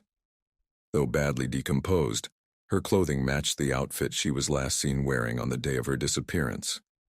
Medics pronounced her dead at the scene before transferring her to the hospital for an autopsy. The results, however, raised more questions than answers. Eileen had suffered 8 blunt force injuries to the head and a fractured front tooth, yet none of the wounds were determined to be fatal. With no definitive cause of death, the autopsy ruled her death undetermined. This meant detectives could not immediately pursue murder charges.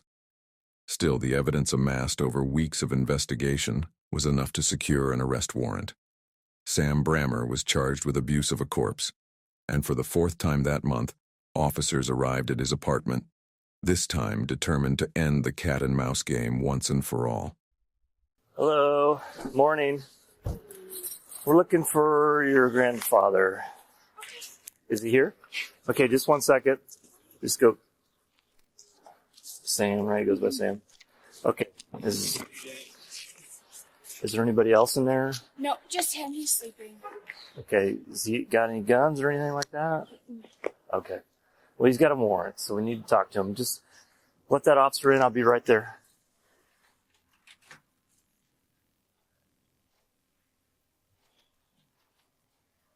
Ivan!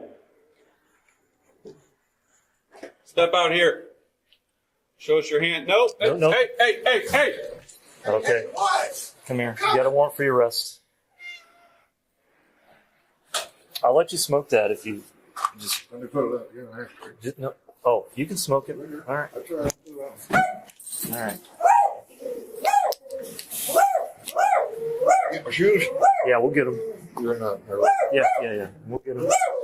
I'll What am I put under arrest for? Huh? What am I under arrest for? I'll explain it here in a minute. All right. Step second. Abuse of a corpse. What's up, Bob? Okay, he'll be Pot County. He'll be able to call you in a little bit. Thank you. Further forensic analysis would eventually provide the missing piece.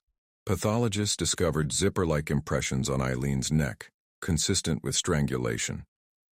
Combined with the circumstantial evidence, Sam's lies, suspicious actions, and attempts to destroy key evidence, the case grew stronger. On November 17, 2023, a jury found Ivan Samuel Brammer guilty of second-degree murder, abuse of a corpse, and theft. He was sentenced to 65 years in prison, finally bringing justice in the tragic case of Eileen Gowan. Do you think detectives should have arrested Sam earlier, even without direct evidence, based on his suspicious behavior? What part of Sam's actions do you find the most incriminating? The cash deposit destroying his truck or his strange comments about Eileen? If you found this case as shocking as we did, don't forget to like this video, subscribe to the channel, and share your thoughts in the comments below. Your engagement helps us keep uncovering more true crime stories. Totally cooperating. Just relax. Not doing anything. Not cooperating. All right, oh my God, stand up on your feet. Stay right there. Yeah. Sir, I will be very cooperative. That's not you on the 27th? Food line parking lot, Traveler's Rest? I don't think so. Look, man. Where's that? I don't know where that is. Yes, you do. It's not making sense. So you're the last person to be in a vehicle you wiped out of a lady that's missing. That sounds really up. If you tell him to turn that off, I will talk to you a little more freely. His name is Daniel Prince. After serving 30 years in prison for kidnapping, nearly 3 decades later he re-emerged. And not for reasons anyone would hope. On a seemingly ordinary day, 80-year-old Edna Suttles was captured on CCTV, meeting him in a parking lot. That brief encounter would mark the last time she was ever seen alive. Days later, investigators traced Edna's movements and uncovered chilling footage of the man behind the wheel of her car. She's missing right now. Yes, Dan, where is Edna? I don't have a clue. It quickly became clear that Edna was not his only victim. If you tell him to turn that off, I will talk to you a little more freely. On the morning of August 27th at around 9 a.m., Edna left her home in Traveler's Rest with plans to look after a friend. Hours later, a troubling call reached the 911 dispatch center, signaling the start of a case that would unravel into something far darker than anyone imagined. Greenville County 911, what's your emergency? A sitter was supposed to show up to be with my mom today. Her name is Edna Suttles, and she didn't show up. This is not like her. She shows up like clockwork. So something's wrong. But this call was only the beginning of a chain of unsettling mysteries. When officers arrived at Edna Suttles' home for a welfare check, there was no response. The house showed no signs of forced entry, yet Edna was nowhere to be found. Her son soon revealed something troubling. Nearly $50,000 worth of jewelry had vanished along with her car. For investigators, the missing vehicle became the key. If they could locate it, they might uncover critical clues about Edna's last movements. A search began immediately, and 6 days later her car was discovered abandoned in the parking lot of a hotel in Traveler's Rest. The discovery raised more questions than answers. Edna lived nearby, so why would she have any reason to stay at a hotel? When detectives checked with the hotel staff, they confirmed that no guest by the name of Edna Suttles had been registered. To unravel the mystery, investigators turned to surveillance footage, determined to retrace her steps from the very beginning. At 9:30 a.m., surveillance footage from a nearby pawn shop captured Edna Suttles leaving her home and driving toward a Food Lion grocery store. 9 minutes later, she arrived at the store. There, a man carrying 2 bags approached her vehicle, climbed inside, and together they drove back to Edna's home. Hours passed. Then, at 1:43 p.m., Edna's Jeep once again pulled into the same Food Lion parking lot. But this time, the person stepping out of the driver's seat was not Edna. It was the same elderly white man seen earlier. He quickly moved to his own car, parked beside hers, and began transferring something from Edna's vehicle into his. At first, investigators struggled to determine what had been moved. But when they slowed the footage down, frame by frame, the truth became undeniable. In a chilling revelation, the camera revealed the unmistakable glint of Edna Suttles' golden hair. At 1:47 p.m., just 4 minutes later, the man drove Edna's Jeep into the parking lot of a local hotel, the very spot where detectives would later discover it abandoned. He stepped out, carefully wiping down the doors and seats in a clear attempt to erase any trace of his presence. By 2:14 p.m., he had returned to his own vehicle at the Food Lion and driven away. That moment would mark the final sighting of both Edna and the man who accompanied her. The most pressing question now was his identity. But grainy footage and poor camera angles made recognition nearly impossible, threatening to stall the investigation. Detectives, however, saw a potential breakthrough. When the man first entered Edna's car, he had been holding shopping bags, meaning a purchase had been made. Acting quickly, investigators pulled the store's surveillance footage. What they uncovered was chilling. The man was identified as Daniel Prince, a convicted kidnapper who had served federal prison time for abducting a woman 24 years earlier. Back in 1997, Daniel's crime in Michigan had shocked the community. He had shackled a woman's hands and held her captive, but by sheer determination, she managed to free herself and escape. For this crime, Prince was sentenced to a maximum of 30 years, but by 2009 he had been released on parole. Once free, he began working as a handyman, targeting elderly single women, the same demographic as his past victim, and now, Edna Suttles. For investigators, the truth began to sink in. They were not just dealing with a missing person. They were hunting a convicted kidnapper who might still be holding Edna alive. Every hour mattered, and time was quickly slipping away. Even with Daniel Prince's disturbing criminal history, detectives lacked the evidence to press charges for kidnapping or murder. What they did have, however, was probable cause for grand larceny involving Edna's missing Jeep. With that, a warrant was secured to arrest Prince and search his property. Officers swiftly descended on his residence, prepared for confrontation. Totally cooperating. Just relax. Not doing anything. Not cooperating. All right, oh my God, stand up on your feet. Right there. Yeah, sir. I will be very cooperative. Despite the overwhelming presence of heavily armed law enforcement, Prince appeared calm, collected, even calculated, as if he had already devised a plan to navigate the situation. When he was taken into custody and brought to the interrogation room, detectives employed a deliberate strategy. The questioning began with light, almost friendly conversation, a classic tactic to lower a suspect's guard. At this point, investigators concealed the fact that they already had him on camera with Edna's vehicle. What do you do now? I do a lot of home remodeling, home repairs. I lay a lot of tile, and I got a customer base that has me doing stuff. Okay, so why Boston, North Carolina, come all the way down from, say, Michigan or Wisconsin? Okay, here, this is real easy. I'm originally from the east side of the state of Michigan, but I was in prison in Michigan for a while, and when I paroled to the west side of the state. Okay. What did you get locked up for? Because you said you got paroled. I was locked up for a kidnapping charge. Okay. And I did 13 and a half years for that. Oh, wow. I did 1.5 years for a false statement on a vehicle title. You know, when they're not sure if they're going to make something, they want something to hold you with. So the false statement, that's all that was. The kidnapping, I was doing some bad shit that I shouldn't have been doing, but I shouldn't have gotten kidnapping, but I was doing some bad shit. What kind of shit? What shit have you gotten? I really don't want to say. We're just bullshitting. We're just bullshitting. Nothing when you're talking to two police detectives in a room. It's just bullshit. Okay, I've been through the system enough to know that. Yeah. All I'm going to say about that is I did my time, I made my first parole, and I haven't been in trouble since. Hey, and that's great to know. You know, a lot of people, especially being what you've been through, they come out and they go right back to it. Prince's past alone did not prove his involvement in Edna's disappearance. Yet the evidence told a story far darker than the image of a reformed handyman he tried to present. I talked to you August 27th, 2021 of this year. What day of the week was that? Oh, it was a Friday. Okay.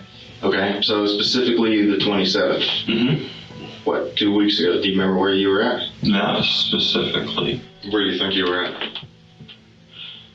I've been going all over the place. I've been back and forth to Charlotte. I've been down to South Carolina. Like, where's your jobs in South Carolina taking you? Actually, I was down to Traveler's Rest, but I don't know if it was Friday or Thursday. I know I'd been there earlier that week. But you don't remember which day specifically? No, it was either Thursday or Friday. What kind of job were you working on? I wasn't. You wasn't? I wasn't. This lady had talked to me several times. I'd been down to her house 2 or 3 times. We kind of got to be friends. This woman has so many damn problems, mostly her daughter. She would call me and have me come down there. Okay. She said she needed to have money at one point in time to help her daughter because her daughter was in jail. Then she needed money another time because she was hiring a private investigator. Because her son-in-law she talked to me all kinds of stuff about it. We got to be pretty good friends about stuff like that. Okay. How'd you meet her initially? Years ago. Okay. Years ago, it was somebody giving me her name or number, or my name and number. Detectives carefully observed his behavior, allowing him to speak freely and entangle himself further. Piece by piece, Prince was digging a hole he could not climb out of. And when the truth was finally placed before him, his response was predictable. He denied, deflected, and resisted, clinging to innocence even as the evidence weighed heavily against him. What you're telling us is that's not you on the 27th? Food line parking lot, Traveler's Rest? I don't think so. Alright. That's not you? That's me. Where's that? Food line, August 27th, 2021, 9:23. Okay. 22 seconds. Ringing a bell? Yep. Yeah, I went down to Food Alliance. Okay. Yeah. Yeah. So what were you doing down there that day? She wanted me to look at some stuff at her house. Okay. And She picked me up at Food Lion because she wanted me with her when she was gonna go meet some guy for private investigator. Okay, yeah, tell us about that. She wanted me to meet her down there. Okay. She was nervous because she says, I'm not sure I trust this guy. And she knows I've been in the military. And she says, will you meet me? She wanted me to see if this guy was going to meet her where he was supposed to meet her. Do you know where? There was a hotel lobby that he had finally said, meet me at the hotel. Okay. She says, drive up there and see if he's there. And I drove up there, and things are starting to sound really squirrely to me. This kind of response is a classic deflection. Prince wasn't just distancing himself from suspicion, he was attempting to redirect it entirely. In this case, he tried to shift the blame onto a private investigator, claiming that Edna had arranged to meet the man the day before her disappearance, and that she felt unsafe going alone. But detectives already knew the truth. Surveillance footage captured the entire sequence of events, and it directly contradicted Prince's version of the story. What were you driving? I was driving a blue car.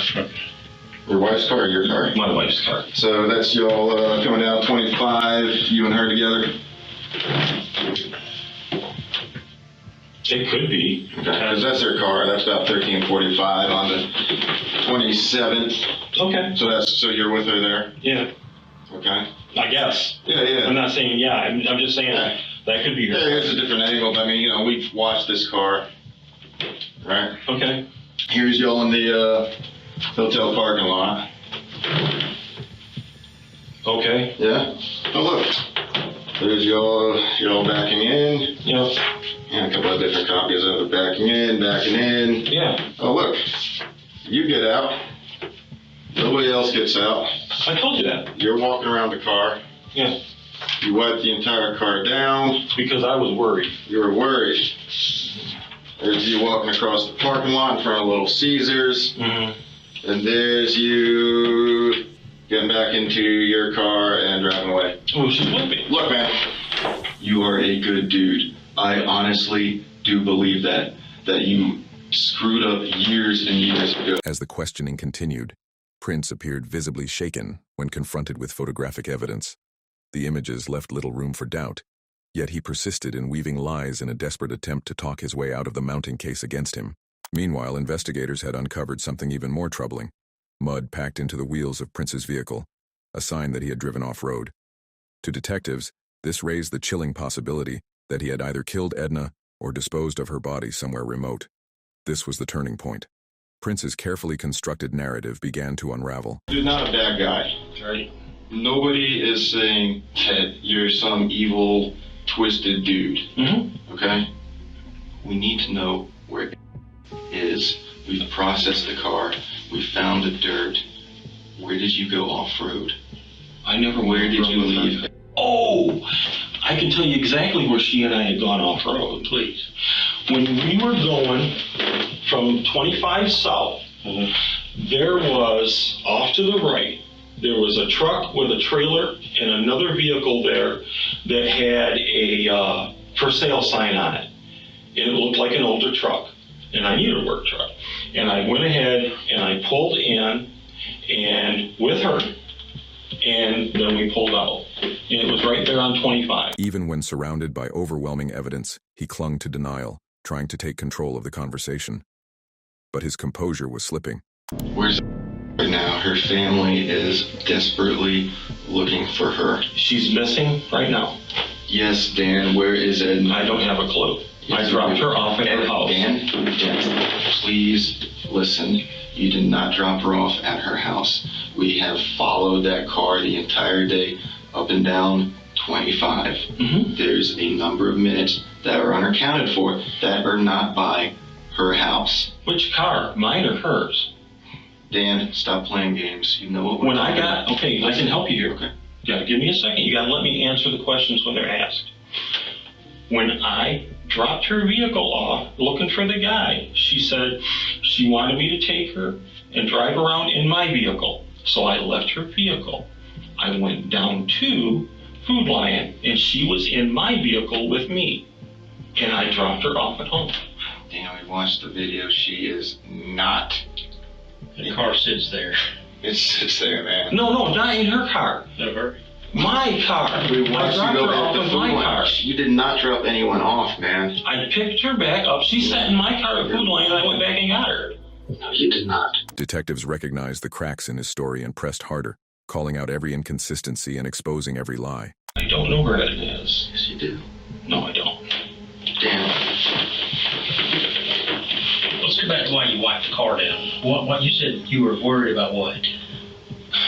The only thing I did was because I knew I'd been in and out of her car all the time with her. I'm like, there is no way in hell I'm going to just leave this thing here because she's got somebody that's after her. Cornered, Prince continued to deflect. He suggested that Edna herself may have wandered into danger, but he underestimated just how prepared these detectives were. Each excuse was dismantled, leaving him with fewer and fewer places to hide. Who would be after her? That guy with the truck. She said she didn't trust him. The PI? Yeah. So somebody she hired as a PI. His story's totally different. He's been doing work for her. I mean, on the son-in-law thing. We've interviewed. He had he didn't meet Thursday. So that's right. That's why I said she hired another PI. I'm sure you're recording this. It's not making sense. You're the last person to be in a vehicle you wiped out of a lady that's missing. That sounds really fun. It does. That's why we're here. I've been real honest with you guys. I told you what was going on. Detectives eventually pressed Prince into admitting that he had been with Edna on the day she vanished, but his explanation was flimsy. He claimed he was merely helping her meet a suspicious private investigator, a story detectives recognized as a desperate attempt to deflect suspicion and distance himself from the crime. Prince insisted he dropped Edna safely at her home, yet investigators had already established a critical fact. He was the last person to see her alive. That admission, locked in during interrogation, would prove to be a lie that unraveled into something far more chilling. A search of Prince's property revealed several automatic weapons. With his prior convictions, he was forbidden from owning firearms. This violation alone guaranteed federal charges that would keep him detained while investigators dug deeper. It was during that search that detectives uncovered one of the most damning pieces of evidence, a yogurt cup. Records showed that Prince had purchased it shortly before Edna's disappearance. But this wasn't ordinary yogurt. It was laced with a dangerous cocktail of drugs, lorazepam, tramadol, and cyclobenzaprine.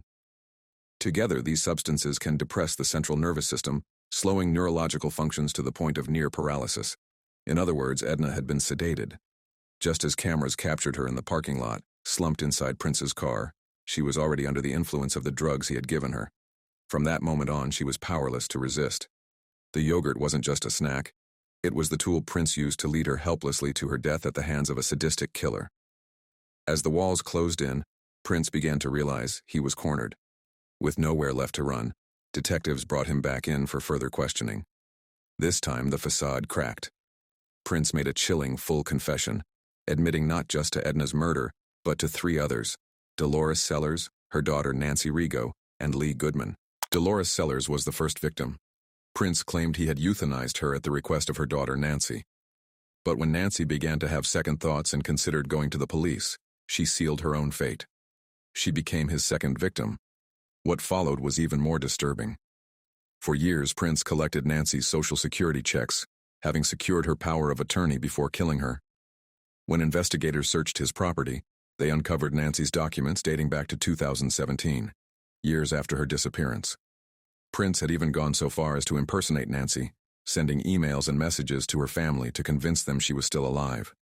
His third victim was Lee Goodman, who, according to Prince, had attempted to rob him. But much like Nancy and later Edna, Lee's fate was grim. Her body was discarded in an isolated area, left to vanish into obscurity. And finally, there was Edna Suttles. Her remains were discovered nearly a year after her disappearance on May 16, 2022, buried in a shallow grave near Prince's home in Rutherford County. Though decomposed, forensic testing confirmed her identity, allowing investigators to return her body to grieving loved ones. Even in the face of such horrific crimes, Prince clung to manipulation.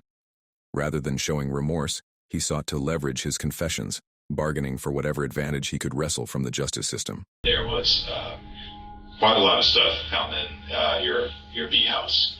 there could be a million explanations for some of that stuff, and I don't want to jump to conclusions. And if there's something that happened that you didn't intend to happen, let's talk about it. There are things that have to happen, and there are things that are going to happen. And I'm a realist, and I have acceptance with this. I would like a little bit of control in how they happen. If you tell them to turn that off, I will talk to you a little more freely. When the cameras were switched off, Prince made one final attempt to regain control and manipulate the outcome in his favor. He struck a deal with authorities. In exchange for revealing the location of Edna Suttle's body, his case would be moved to federal court. For Prince, this meant avoiding the death penalty and securing life imprisonment under the comparatively better conditions of a federal facility. At first glance, it might appear that detectives made a critical mistake by shutting down the cameras during this exchange. But what Prince didn't realize was that investigators had anticipated his move. Even after the cameras went dark, a backup audio recording continued to run in secret. It was on that hidden recording that Daniel Prince made his chilling confession, one that revealed the full extent of his crimes. Okay, let's put it this way. A person I was very good friends with wanted to do something to put someone basically out of their misery that was very closely related to them. That's one body. That person started having an extreme amount of guilt over this and decided they were going to go tell what had happened. That's the second body. There's a third body that I did not kill, and I knew that they'd be getting Social Security disability for the rest of their life. So I got rid of said bodies, for example, so that I could continue to use the car. By any chance, while he's getting all this squared away, can you just help me get that closure for Edna's family? Not until I have this. I clam up like a clam if this doesn't go federal for everything. Do you think Daniel Prince always planned to kill Edna, or was it an opportunity he couldn't resist? Should investigators have trusted his confession deal, or was it just another way for him to manipulate the system? If you found this case as chilling as I did, let me know your thoughts in the comments below. Don't forget to subscribe for more true crime stories every week, and hit that like button to help others discover these hidden cases. Thanks for watching, and I'll see you in the next video. They're behind the trees here. Other side of the trees. What? Is that, you think that's a high-powered rifle? Something high. Off! Get your hands up! Get over here! Get over here! Get down on the ground! Get down on the ground now! At the stroke of midnight, silence blankets the Shady Oaks apartment complex. A resident makes his way back home, unaware that danger lurks in the shadows. Without warning, he is struck down by a sudden gunshot from an unknown assailant. Moments later, police race to the scene, only to be met with relentless gunfire raining down on anyone who dares to move. In the chaos, officers are left with no clear answers.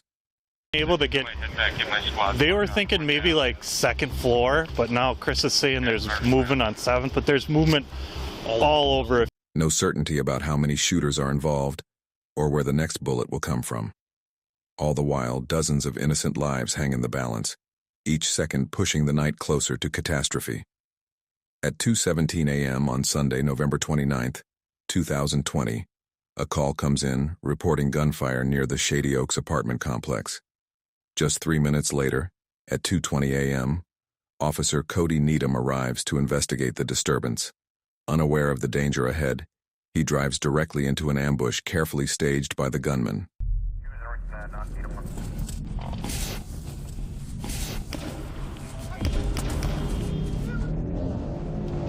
I think I've been shot. Moments after pulling into the parking lot, Officer Needham is hit by gunfire as a volley of shots echoes through the night. Wounded but alert, he quickly radios for backup, calling nearby officers to the scene. I'm going to the hospital. Dispatch, let ER know I'm coming. There was a rapid succession of shots. Do you know where it came from? It's back by Shady Oaks. There were more shots back by Shady Oaks. Okay, we need to get a perimeter around this building. Multiple patrol units rush toward Shady Oaks in response to the call. Yet the number of officers converging on the complex will soon escalate once the true scale of the threat and the danger to civilians becomes clear. For the moment, however, while reinforcements close in, Officer Needham is rushed to the hospital, his condition still uncertain. I think I've been shot. Yep, come on in. I don't know what the... I'm gonna go in this room right over here. As Officer Needham undergoes urgent medical treatment, backup units, led by Officer Christopher Deason, move swiftly toward Shady Oaks. Unaware of what lies ahead, they are about to step into a deadly standoff that will stretch on for 8 relentless hours. In moments of chaos like this, officers are forced to make split-second tactical decisions, each one carrying life or death consequences. To understand how law enforcement navigates such extreme danger, the events will be followed step by step. Every tactic, every decision, through each stage of the standoff. It begins with Officer Deason, arriving on scene to an unpredictable barrage of gunfire tearing through the night. I don't know what floor they're on. The shots were presumably coming up the front of the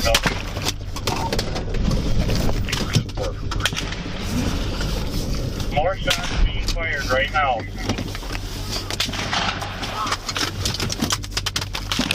Buddy.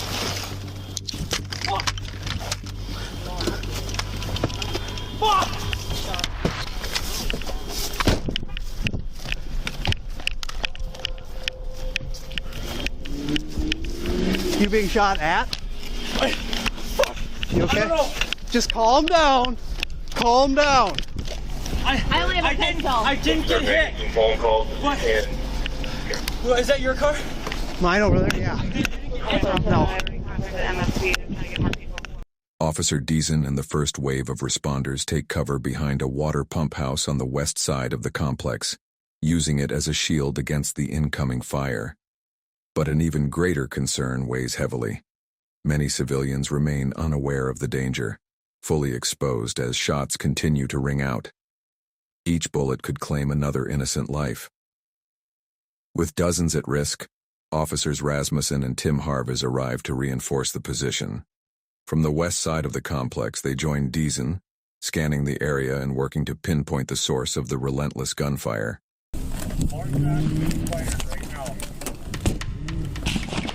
306, 2400, start everybody. As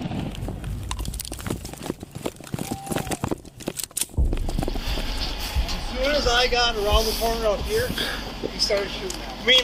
Me and Deason pull up here. It was what, 3-4 shots? Yeah. And when I pulled up here before, we got shot at before. So somebody's shooting out the window of the building. Chris, can you come over here? They're shooting at any law enforcement that comes through. If we go out any further, we're going to get shot at. If this is an active shooter, we need to get a team ready. We need to probably start dealing with it. At this point, the situation grows increasingly perilous. The Shady Oaks apartment complex holds roughly 126 units, and with near zero visibility and gunfire erupting without warning, officers have no clear way to determine where the shooters are hiding. They cannot know if the attackers are barricaded inside, moving freely through the complex, or even how many gunmen are active. What makes it even more chilling is that the officers remain unaware they've walked into a meticulously planned ambush, something the next few minutes will reveal in the most terrifying way. We want to get eyes on the building. We need to get cars there. We need to get back over here, right? Yeah, so we're probably going to have to... Where the fuck is this guy? He's close. Yeah. He's outside, I bet. Yeah.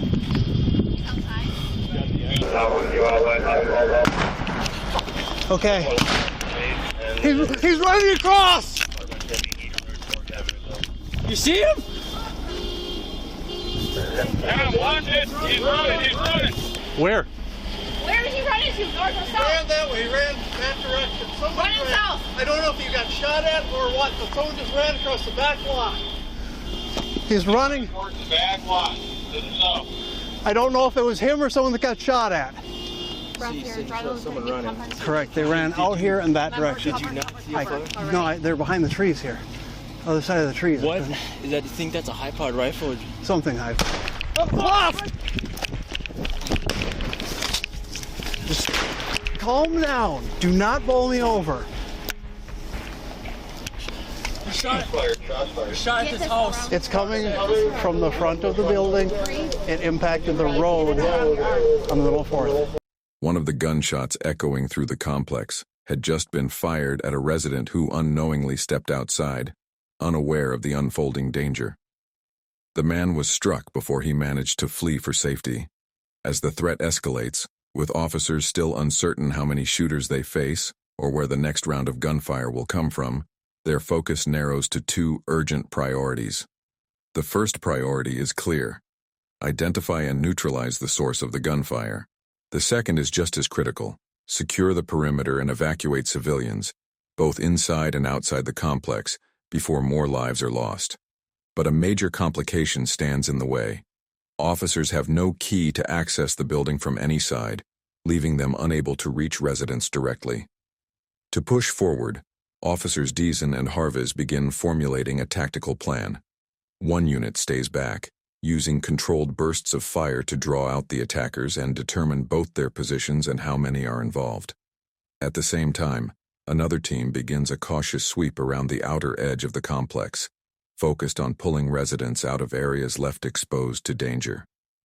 As they prepare to clear the west side, the evacuation team spreads out to begin their search. But with no confirmation of who the gunmen are, officers are forced to approach every individual as if they could be the enemy. Come here. Hey, come here. Do you have a key fob to the building? Yes, sir. Okay. Are you okay? Yeah, motherfucker was shooting at me. You're shooting me. I took off the sidewalk and said, "Oh, universe, I was kidding. My life was surprising and breath." Say something. I heard it. I was standing in my kitchen doing it. Here, I go back to your car. I think Now. it's the second floor. So you think it's the second I'm pretty for sure. It's the second floor on the far side. Okay. Go back to your car. Stay in there, okay? Officer Viz Musin successfully guides the first resident he encounters to safety. But as he advances deeper into the parking lot, his attention locks onto a figure, someone he suspects could be one of the gunmen.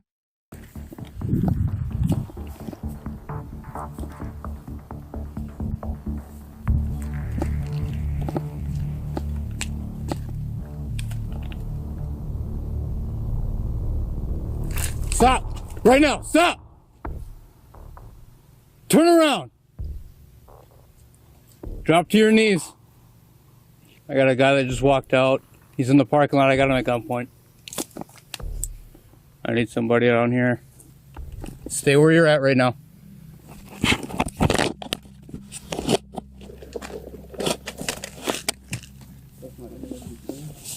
Okay, we got somebody shooting from your building right now. Okay. Okay. Okay, take him. Go to him. Stop. Ma'am, come here. Come here. Come here. It's police department. Come here. There's somebody shooting from your building right now. Okay? Keep your hands out of your pockets, please. I'm sorry. Go to that red car over there. Okay. Go. The figures prove to be residents, oblivious to the threat they had just narrowly escaped. Almost immediately, Rasmussen's focus shifts again, this time to 2 more individuals emerging from the rear of the building, one of them clearly wounded and struggling to move. Keith, you got up in the building? This way. This way.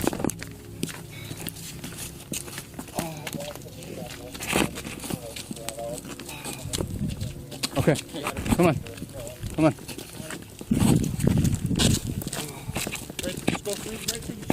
Okay, right here. Now, I handed my phone off, so I have no way back. Okay, well, you're not going back in anyway, so you're fine. Are you hurt at all, sir? Or just the one? Just me. Okay.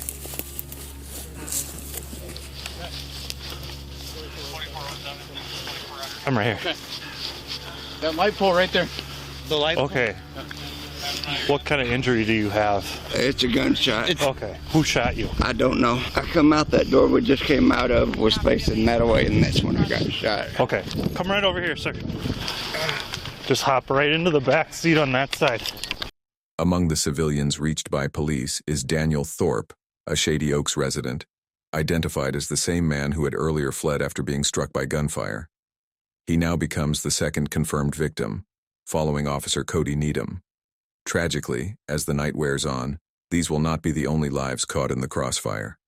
By this stage, several SWAT teams have been called in to take control of the crisis. Yet Daniel's near-fatal encounter highlights how dangerous the situation still is for the many residents scattered throughout the complex. Countless people continue their routines, unaware that they are walking straight through an active kill zone.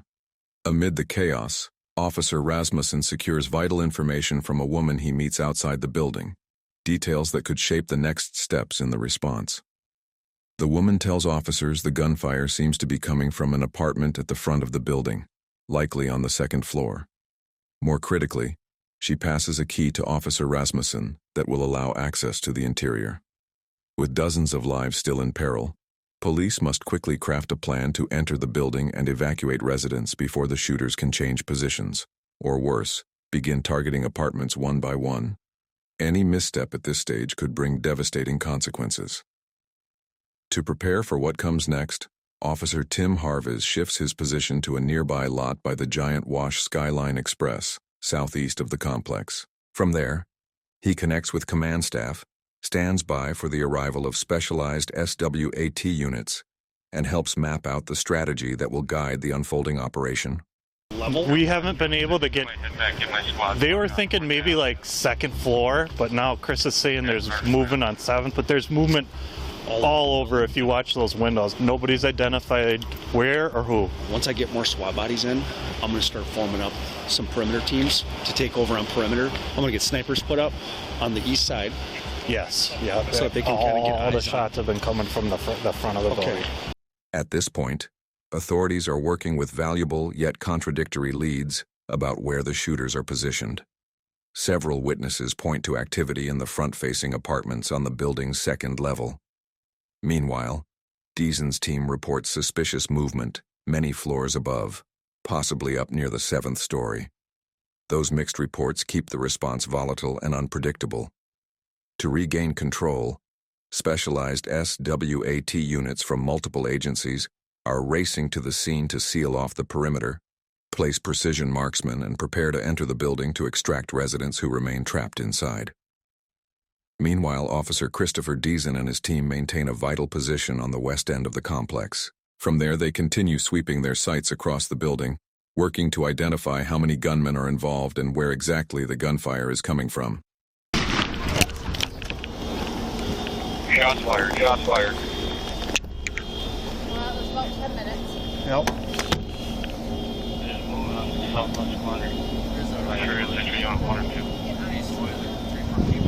Correct. Correct. Some are moving towards this.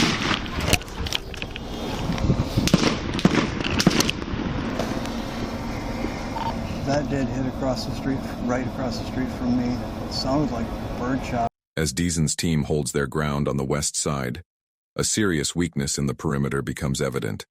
Traffic control measures meant to block civilians from entering the danger zone were not set up in time, allowing unsuspecting drivers to pass directly into the line of fire. This critical lapse is about to trigger devastating consequences. What? Oh. How to control the bleeding. Well, you don't go out there. Go! Go! Go! Go! Go! Get out! No! Fuck. The first vehicle slips through unharmed, narrowly avoiding disaster.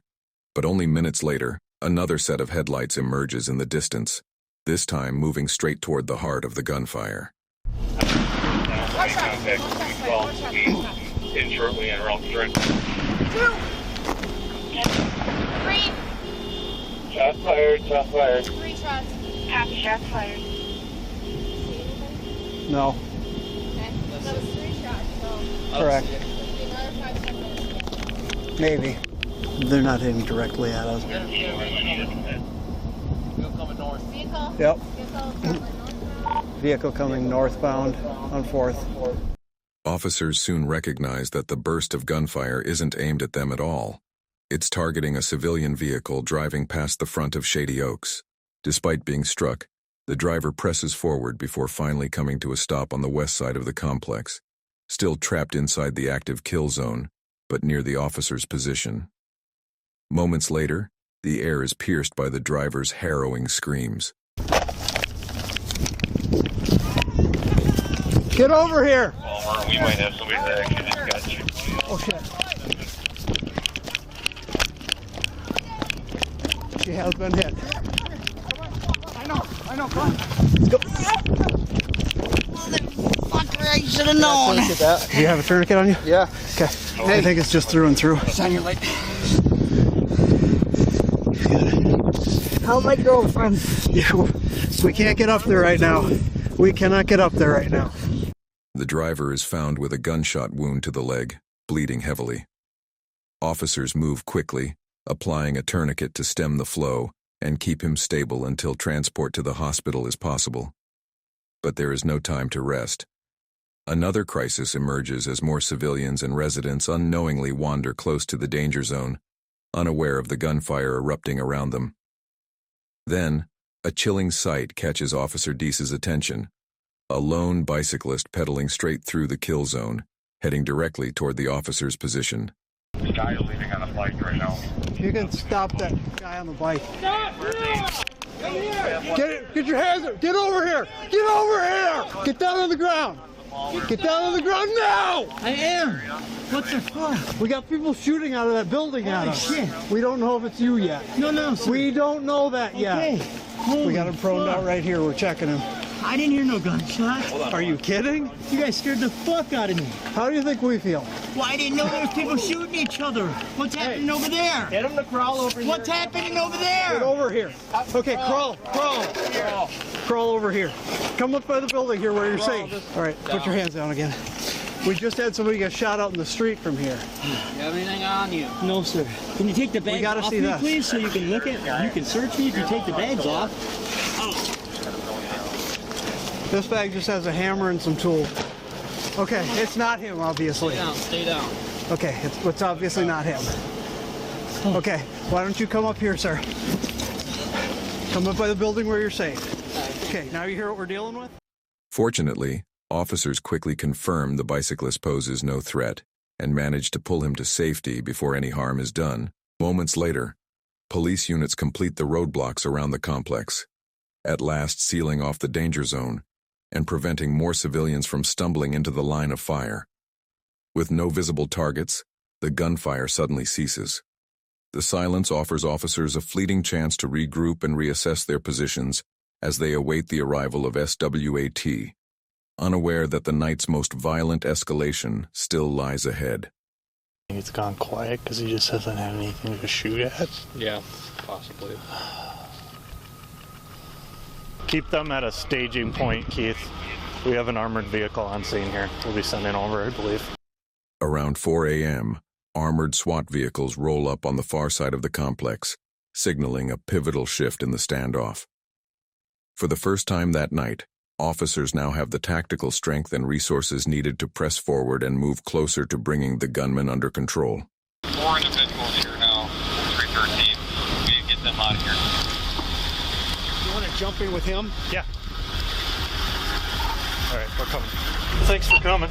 Yeah. I know our team's setting up too, so we'll be over here soon. Not what we expected. Yeah, no shit. With SWAT now deployed, a sniper team takes position on the east side of the complex, providing officers with much-needed eyes on the threat. Meanwhile, entry teams gather on the west side, readying themselves for the next phase of the operation. At last, the moment has come to push inside the building. We'll cover you. Get up there. Go one at a time, okay? And I'm gonna move, right? Yep. I'm moving.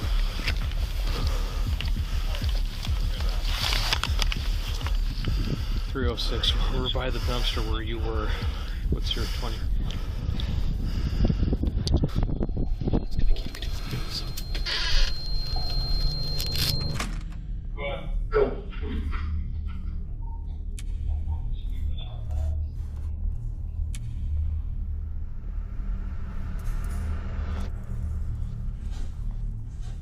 You gotta get out of here, just walk down that way, hurry. Over the next 2 hours, SWAT methodically clears the ground floor, moving residents to safety and locking down the lower levels, cutting off any chance of escape for the gunman. By the time the sun rises over Shady Oaks, officers gain a powerful advantage: daylight. With clearer visibility, drones are launched overhead, streaming a real-time view of the entire complex. Through the drone's lens, movement is detected on the 3rd floor. Someone barricaded near a window inside apartment 303. Snipers stationed across the street redirect their sights toward apartment 303, while officers brace for the possibility that more suspects may still be concealed elsewhere in the building. For the next hour, tensions climb even higher when the barricaded gunman opens fire, taking down a police drone that had been tracking his movements. By 8 a.m., crisis negotiators step in, attempting to establish contact and persuade the suspect to lay down his weapon. But despite repeated efforts, the shooter remains silent, refusing to engage. By 10 a.m., more than 8 hours into the standoff and with negotiations going nowhere, an armored SWAT vehicle positions itself directly in the gunman's line of sight. Its mission: to unleash a barrage of tear gas canisters strong enough to engulf the entire apartment.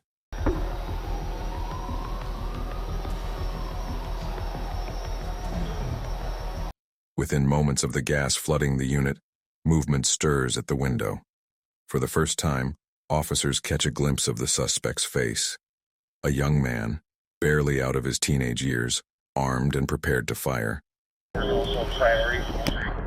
In response to the gunman's movements, a sniper delivers a precise shot, splintering the apartment window and driving shards of glass into the suspect's forehead. Moments later, the young man emerges at the window, pressing a towel to his face, visibly dazed, injured, and struggling to remain steady. A SWAT entry team storms apartment 303 within moments, moving swiftly to secure the suspect. Inside, they find him injured but compliant, allowing officers to place him under arrest before escorting him out of the building. Apartment 304 is also priority. For our sheriff did for. Double check them. 45 minutes in the freezing rain. Guys are good. Get some change in the left pocket. Big ass baggy pants. Check down by his feet. Nothing on his feet. Not having any 38. Buddy, can you spread your legs real quick? I have nothing. Good, I see. Hands pulled up at least a little bit. Yep. Ow! Fuck! My arm. There you go. You want to switch out doctors? I can give me an IOU. The suspect is later identified as Devin Matthew Weiland. Inside his unit, investigators recover a cache of weapons, including the rifle he used to unleash hours of gunfire on officers and civilians. A careful sweep of the entire complex follows, and with no additional shooters discovered, authorities confirm Weiland acted alone. While he is transported for medical care, detectives begin retracing the chain of events. That's when a chilling revelation emerges. The very 911 call that lured police to Shady Oaks had been placed by Weiland himself. I could have sworn I heard a gunshot or a firecracker, and I'm not sure which.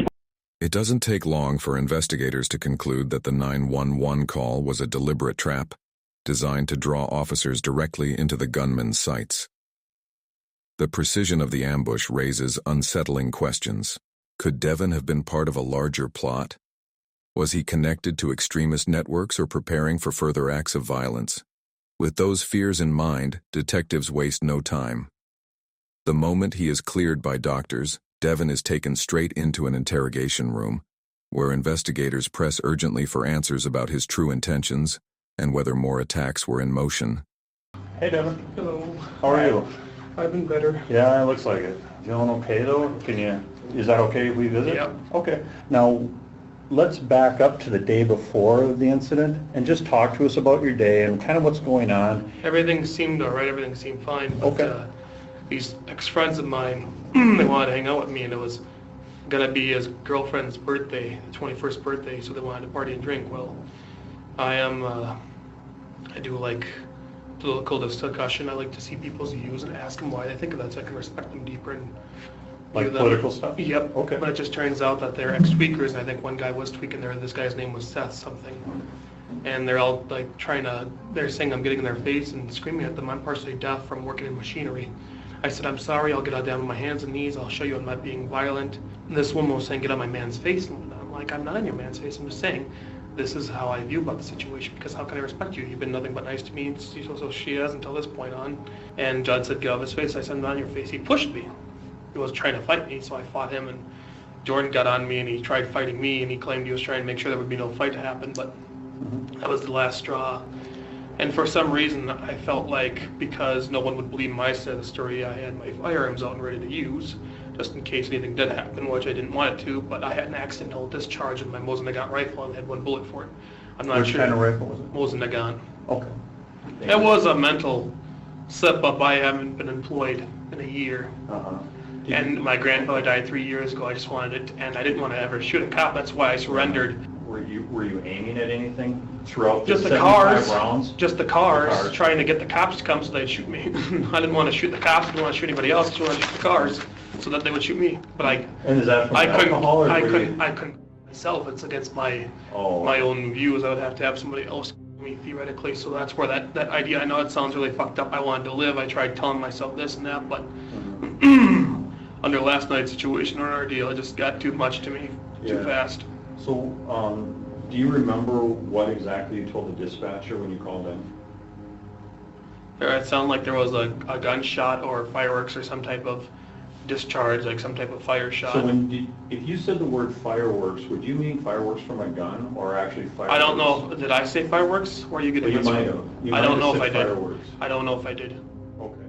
What stands out most in Devin's confession is his description of being caught in a tormenting cycle, longing for death, yet unable to take his own life. This mindset reflects a condition often referred to as suicide by cop, where an individual deliberately forces a confrontation with police in hopes they will deliver the fatal outcome. After the interview, investigators conclude that Devin Wyland had no ties to extremist organizations and confirm he acted entirely on his own. Devin confessed that his goal was to provoke officers into using lethal force against him, fueled by rage and humiliation stemming from an earlier dispute at a party. In the aftermath, it was a relief to the community that all three shooting victims, including Officer Cody Needham, eventually recovered from their physical wounds. When the case went to trial, however, Minnesota's Court of Appeals dismissed the defense claim that his actions were nothing more than an attempt at suicide by cop. While Devin insisted that forcing police to kill him was his only objective, the court viewed his repeated gunfire at both officers and civilians as undeniable evidence of a calculated intent to kill or cause grave harm. His attorneys argued that serious mental health struggles fueled the violence, but the jury rejected that defense. Devin was ultimately convicted on 3 counts of first-degree attempted murder and 3 counts of second-degree assault. Devin Wyland will spend the next 50 years of his life in prison. But it leaves behind unsettling questions. Was this truly the act of a deeply disturbed individual seeking his own death? Or was it something far darker? And if you found this story compelling, don't forget to like, subscribe, and hit the notification bell so you never miss another case. Hands up! Put your hands up! Get on your knees! Get on your knees! Down! Get on your knees! You two, get the out of the way! You, out! Up against the wall! Up against the wall! Up against the wall! Turn around against the wall!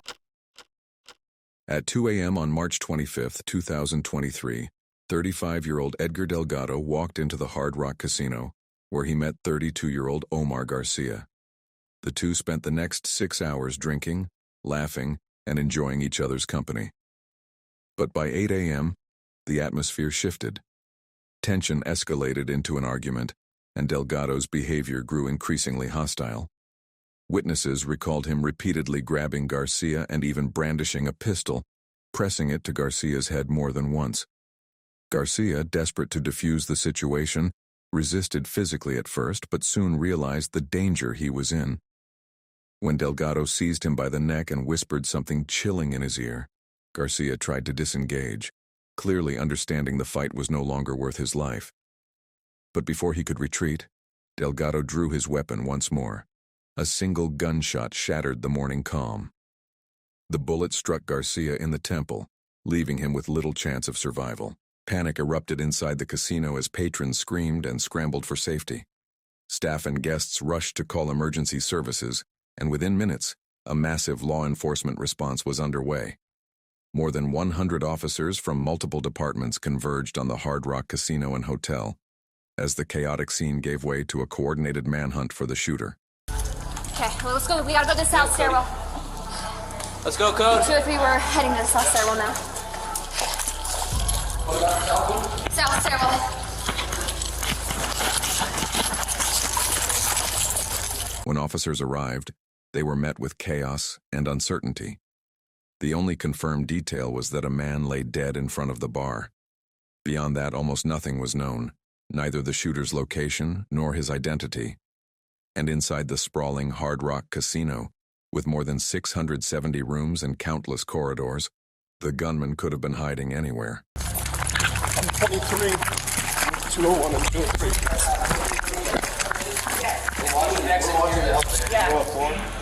Hey, Matt, Keenan. Brian's gonna take us second floor because the stairwell's on the outside. Brian's taking us right here, second floor, and we'll hit our stairwells up. We're full floors. Hey. Oh, where are we going? Brian! In situations like these, establishing control is the first priority. Responding units immediately move to secure the stairwells, areas with minimal security that connect to multiple parts of the building, and could serve as an easy escape route for the suspect. With the shooter still unidentified, every individual encountered had to be treated as a potential threat until proven otherwise. Show me your hands. Where's your room? Where's your room at? Get back in your room and stay in there. Okay. Claire, go ahead. Well, hold there. Put your baton right here. Show me your hands. Right there. Stop right there. Stop right there. Don't move. Don't move. Go with. Come down here around the corner. Who else is with you? Once civilians in the stairwells were confirmed to be innocent bystanders, officers shifted their focus to evacuation, guiding people out of harm's way. I think the elevator down. Grab that. Grab that. Grab that. Up there. And you got 2 coming down. 2 coming down. Keep your hands up, fellas. All the way down. All the way down. All the way down. Hands up. Let's go, boys. Good call, sir. Thank you. What's going on? You're good. Keep going all the way down. Somebody. You're good. Go. Take a deep breath. Your hands on every floor, so call out something. Meanwhile, another team remained on the casino floor, securing the crime scene and attempting to provide life-saving aid to the victim. No, I ended up with the victim. You guys had fun. Apparently, yeah, where the victim was. You got one here. One was falling over here that you want to see. Despite the swift response of emergency services, it was already too late. Omar Garcia succumbed to his injuries within minutes of being shot. His death left officers with a chilling reality. The gunman was still at large. Every second lost not only pushed the killer further out of reach, but also placed more innocent lives in danger. On the casino floor, investigators moved quickly to gather witness accounts in hopes of piecing together what had happened. The first statement came from someone who had seen the aftermath up close, moments after Garcia collapsed. Was that the only shell casing you found that was spent? No, the spent one's right here next to this. Here, hold on, let me find it. Right there, see it? That's the only spent one you saw? Yeah, so the word was that they were struggling. Yeah. I was just holding the arm down, and then I guess got free and one shot. So one shot. Yeah, that's why I think the guy's still alive. Where was he hit? In the stomach? Oh, it was in the head. Yeah, that's brain matter. Oh, you're right. Yeah. Another witness was a young woman who had been on a date with Garcia just hours earlier. Hello. Were you with what happened? I don't know who is the man who's shot. Can you tell me the name so I know if it's him or not? I don't know. Okay. I was with Omar. And is Omar the one that was shooting? I don't know. What happened was I came in here after my work with a man named Omar as a date. What did Omar look like? Hispanic. Handsome. Did he have a beard? Incoming unit speed 272 in Ballet at Harvard. What's that? I just met him last week. So you or don't 2 know if he weeks has a ago. beard? I just met him, but I know he's like close contact with a lot of people in town. Okay. I know that he's very important in town as a person. Okay. You know what I mean? Like Just everyone loves as a him. description though, does he have a beard? He has a beard. He's light-skinned. He's Mexican. What was he wearing last night? What color shirt? I don't know the shirt, but he's wearing a hat. A backwards hat or black baseball hat. Okay. Clinging to the desperate hope that the victim was not who she feared, she had not yet been told the devastating truth, that Garcia was gone. As tragic as the scene was, officers could not afford to pause for grief. They had no description of the shooter, no knowledge of his escape plan, and no sense of who might be his next target. To prevent further bloodshed, law enforcement escalated their response. Multiple SWAT teams launched a full-scale sweep of the massive hotel complex, systematically clearing every hall, every stairwell, and every corner in a relentless search for the killer.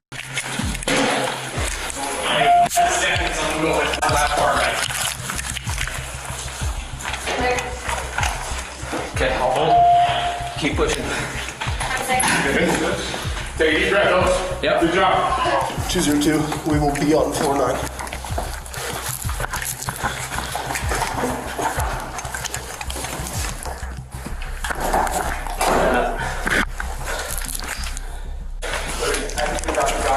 Hey, push your hands. Show me your hands. I'm going to call you guys. Show me your hands. I've been crying, Okay. Show me your hands. I've been crying. Turn around. Hispanic guy, beard, gray shirt. They're right there. Down here. Down They here. got him. Down here. I called me. Down here. Call me 911. Both of you step over here. Okay. Step behind us. Yes, Oh my God, you guys. Can you believe it happened? I was down there playing when it happened. I ran into the bar and I saw the guy on the floor. Okay. Oh my God. Thanks. Hey, listen to me. Hey, both of you. He's in a hotel somewhere. One of the I know, towers. that's why we're staying. Okay, you guys need to get into the stairwell. Okay, Let's stay. Come out here. Dude's just peeking. Sheriff's office, come out now! Who's your hands? Come out. We thought it was our kids. Our kids are in a couple rooms Okay, down. listen to me. You guys need to stay in this room. Don't come out for any reason, okay? Okay. Keep the door locked. Do not come out, okay? There's an active shooter right now. Stay in the room. At this stage, officers had no access to the casino's CCTV system, making it nearly impossible to identify the suspect or determine where he had gone. Still, investigators knew that obtaining the footage was only a matter of time. Casinos are heavily surveilled environments, with extensive security networks designed to monitor and quickly de-escalate dangerous situations. As would later become clear, those cameras would prove invaluable. This heightened level of security is no accident. In the wake of the 2017 Las Vegas mass shooting, casino hotels across the United States faced intense scrutiny. The failure of security protocols during that tragedy resulted in settlements exceeding $800 million to victims and their families. The financial and reputational fallout reshaped industry standards, forcing casinos, hotels, and similar venues to drastically improve surveillance and emergency response systems. Back at the Hard Rock, new intelligence suggested that the suspect had fled into one of the nearby apartments located on the first and second floors of the complex. Fortunately, the stairwells and hallways had already been secured by the initial teams, allowing SWAT units to push deeper into the building and begin systematic searches of each apartment in pursuit of the gunman. Sheriff's office, open the door. Show me your hands.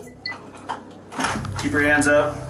Hey, we had a shooting downstairs. We need to make sure who's in here and who's not, okay? Go ahead, step right here. Keep your hands up. Just you two? Yeah, kids.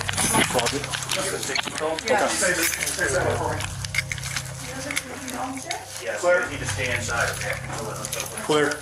Hello. I got this one. Hi, with Sheriff's Office. Everybody good in here? Yeah, we're good. How many people? 4. 4? Y'all here? Yeah. Okay, can we just check, make sure everybody's okay? Yeah. Nobody's hiding? Awesome. Thank you, ladies. What a day, huh? What a day. That was all good? Yeah. All right. Unlock it? Yeah. Unlock the door. Open it slowly with your hands up. There you go. You no clothes on, of course. Let's come Yeah, all right, so we want you to come on. Just come on out for a second. Over here, we'll get you some pants, okay? Anybody else in the room? Go step over here. Okay. Is there anybody else in there? No. All right, stand up there. Step over here. Can I ask what's going on? We'll get to you in a second. Coming in. Shooting. Holy fuck, it's hot. Come out. Clear, coming out.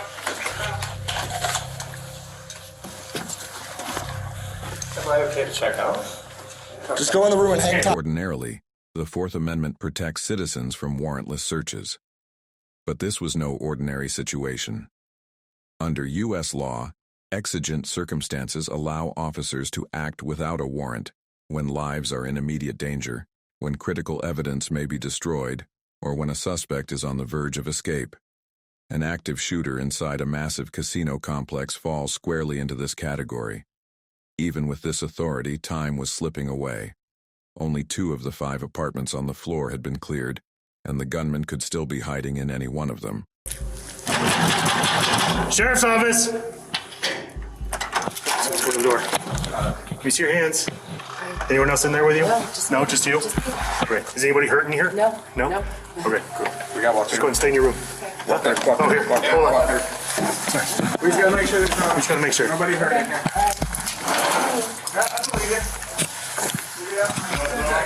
No, I don't. They're gonna shoot on the casino floor, Oh my God. Sorry. Thank you. Sheriff's office, open the door. Okay. Let me see your hands. Open the door, let me see your hands.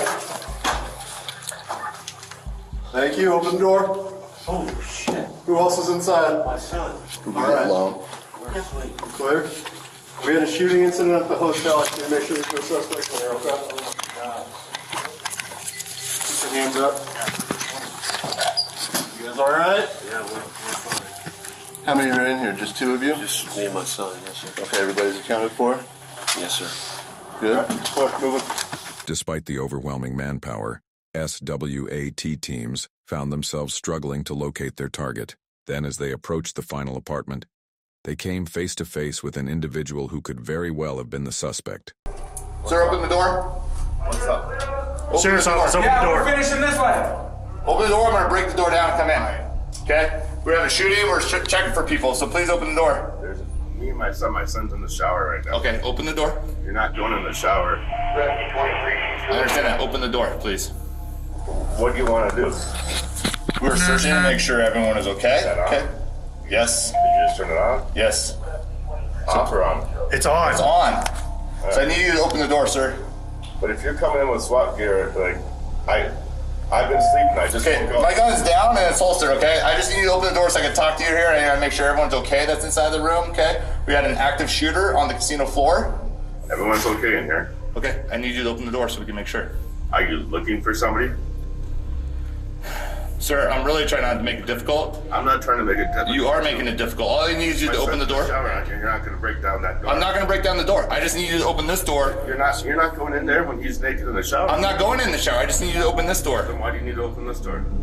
You're not telling me much. Do you have any reason to stop someone? We don't know. We had an active shooter on the floor, so we don't know. We're checking every single room, right? So far, out of all the casinos, out of every room guest that we've been to, you're the only one that's not opening the door. You have probable cause to come in here. The man's refusal to cooperate was a reckless decision in the middle of an active shooter investigation.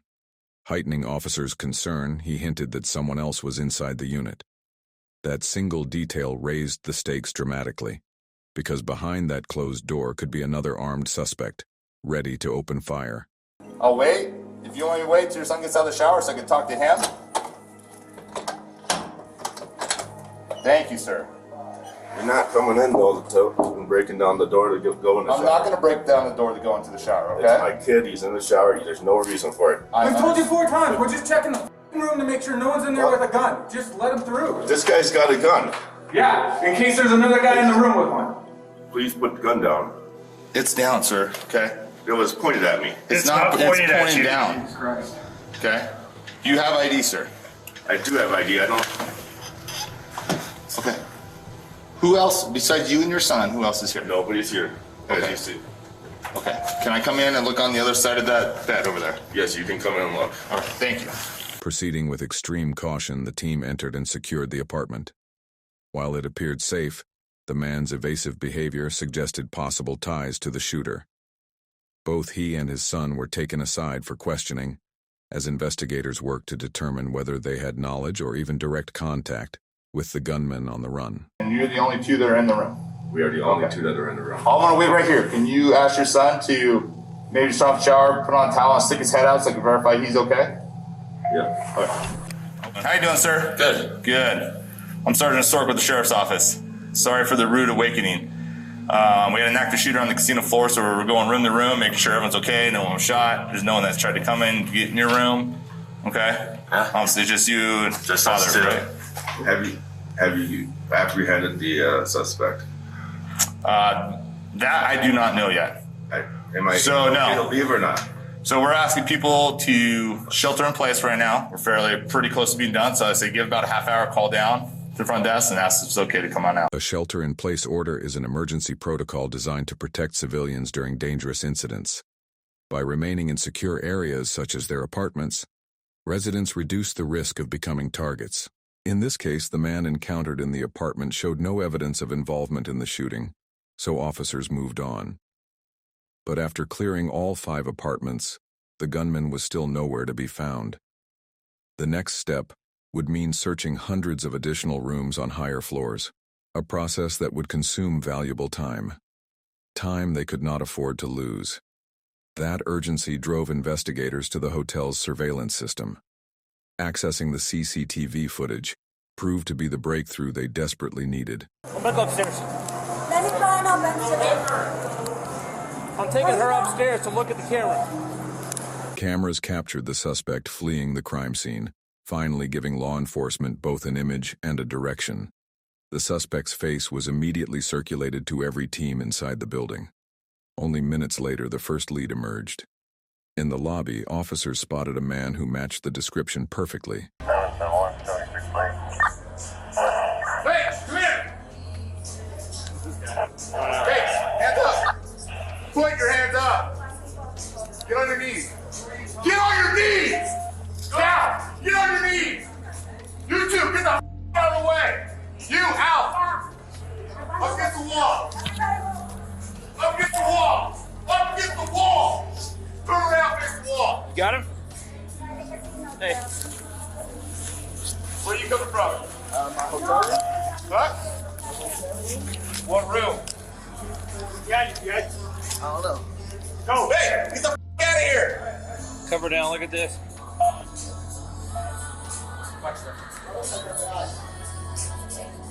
Yeah, this. Cuff him. I got it. One hand's on. Two hands on your back. The chase for the gunman had entered a new phase. When officers compared the lobby suspect to the surveillance images, the resemblance was striking. For a moment, it seemed they had their man. But before making an arrest, they needed certainty. Hey, I'm take off. Hey, take his cap off.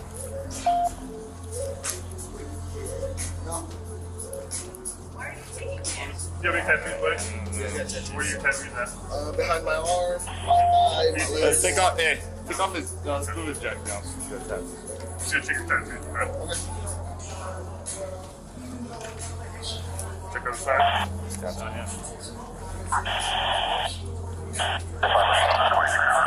Check his right. Let me see his right arm. Here's clear.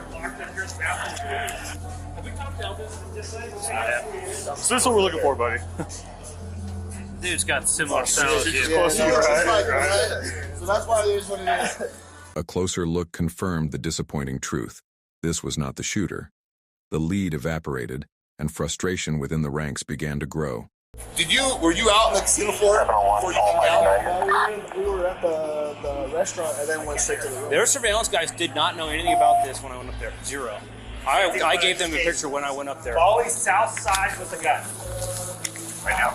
That's the last thing they are. That was 10-15 ago. Yeah. There's nobody at the link up, FYI. Okay. Let's get you out of here. Then came the critical breakthrough. By retracing the suspect's movements on CCTV, investigators discovered that the gunman was not just a passerby, but a registered tenant of the hotel. His name was Edgar Julian Delgado. Records showed he had checked in the previous day with his girlfriend, Savannah Totopale. Footage revealed what happened next.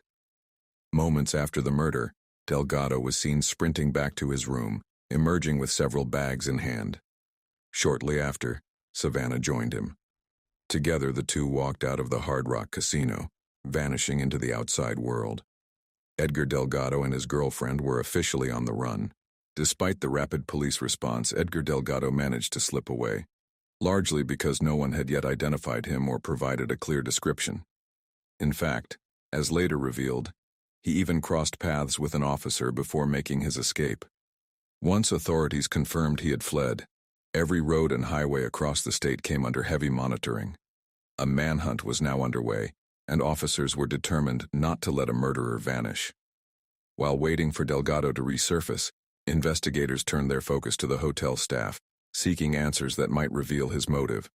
The first interview was with a security guard on duty during the shooting, Robert Bells. And as he and I were finishing the cigarettes, we heard a loud boom, like a shot. Within 10 seconds, the dispatcher, who was Santos Nunez, said someone has been shot at Center Bar. And he relayed that information over the radio? He relayed that information over the radio. I heard the information. Okay. I stepped into the center hallway and proceeded down towards the Center Bar when I saw a rather large man, about 6 foot, 6'1", walking in my direction. Okay. My thought was, this is the guy who just shot someone at the bar, because he seemed a little agitated walking. So I immediately turned around. I stayed far away enough till he exited to the left going towards security podium. That's when I walked out. I'd overheard earlier the traffic that a gunshot, somebody had been shot at the bar. And that's when I walked over and I saw a man laying there in a pool of blood at the bar. According to Bells, the incident at the Center Bar was chaotic and highly visible, yet the immediate response was slow.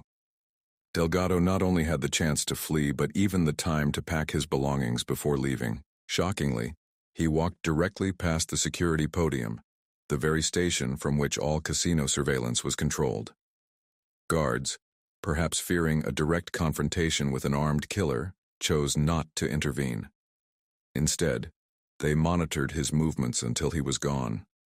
This failure allowed Delgado to escape with alarming ease. Investigators then moved on to another employee, Noble, who provided crucial insight into the heated exchange between Delgado and Garcia in the moments leading up to the fatal shot. Were you able to hear what kind of conversations they were having, what they were talking about? Not exactly.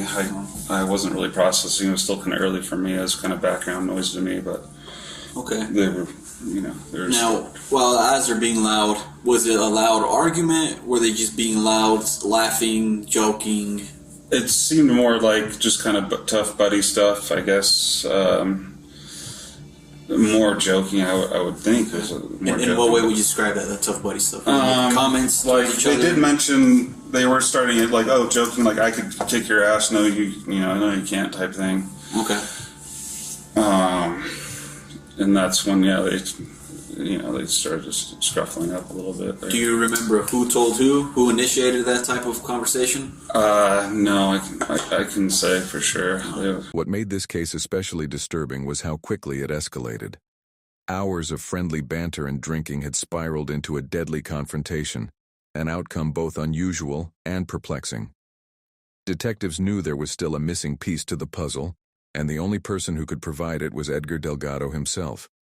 But to catch him, officers needed patience. Surveillance footage had already revealed his vehicle, and checkpoints were established on every road leading out from the Hard Rock Casino. It was only a matter of time before Delgado was forced into their net. Sure enough, hours later, his car approached a checkpoint near Highway 50. At that moment, his escape ended. Officers had their man, and the chance for answers was finally within reach. Turn around for me, Edgar. No, towards me now.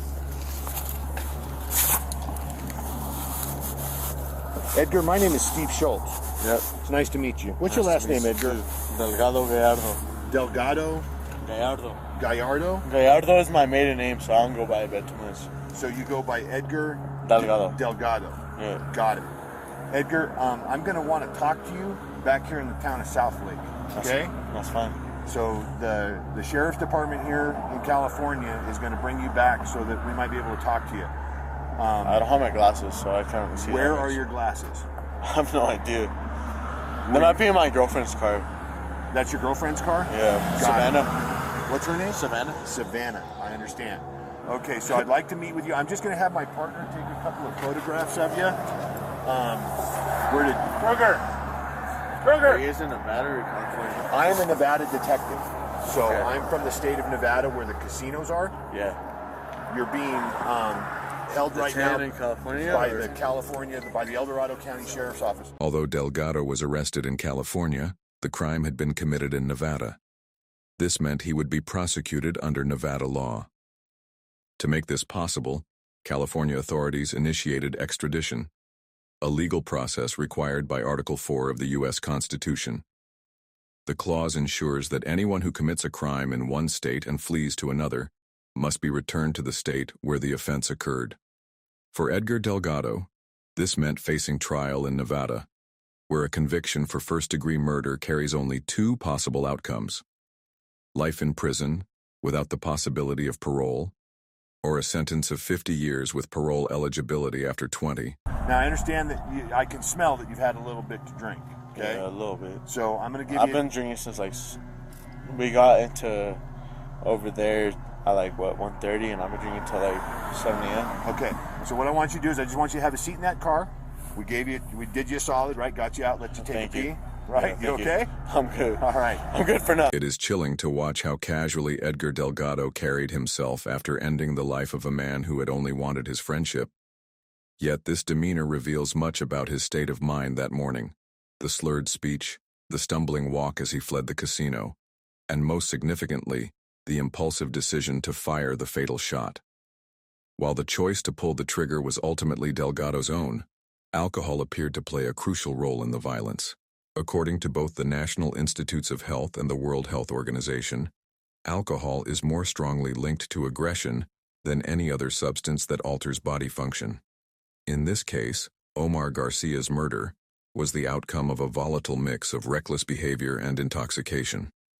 Detectives knew they needed answers from Delgado himself.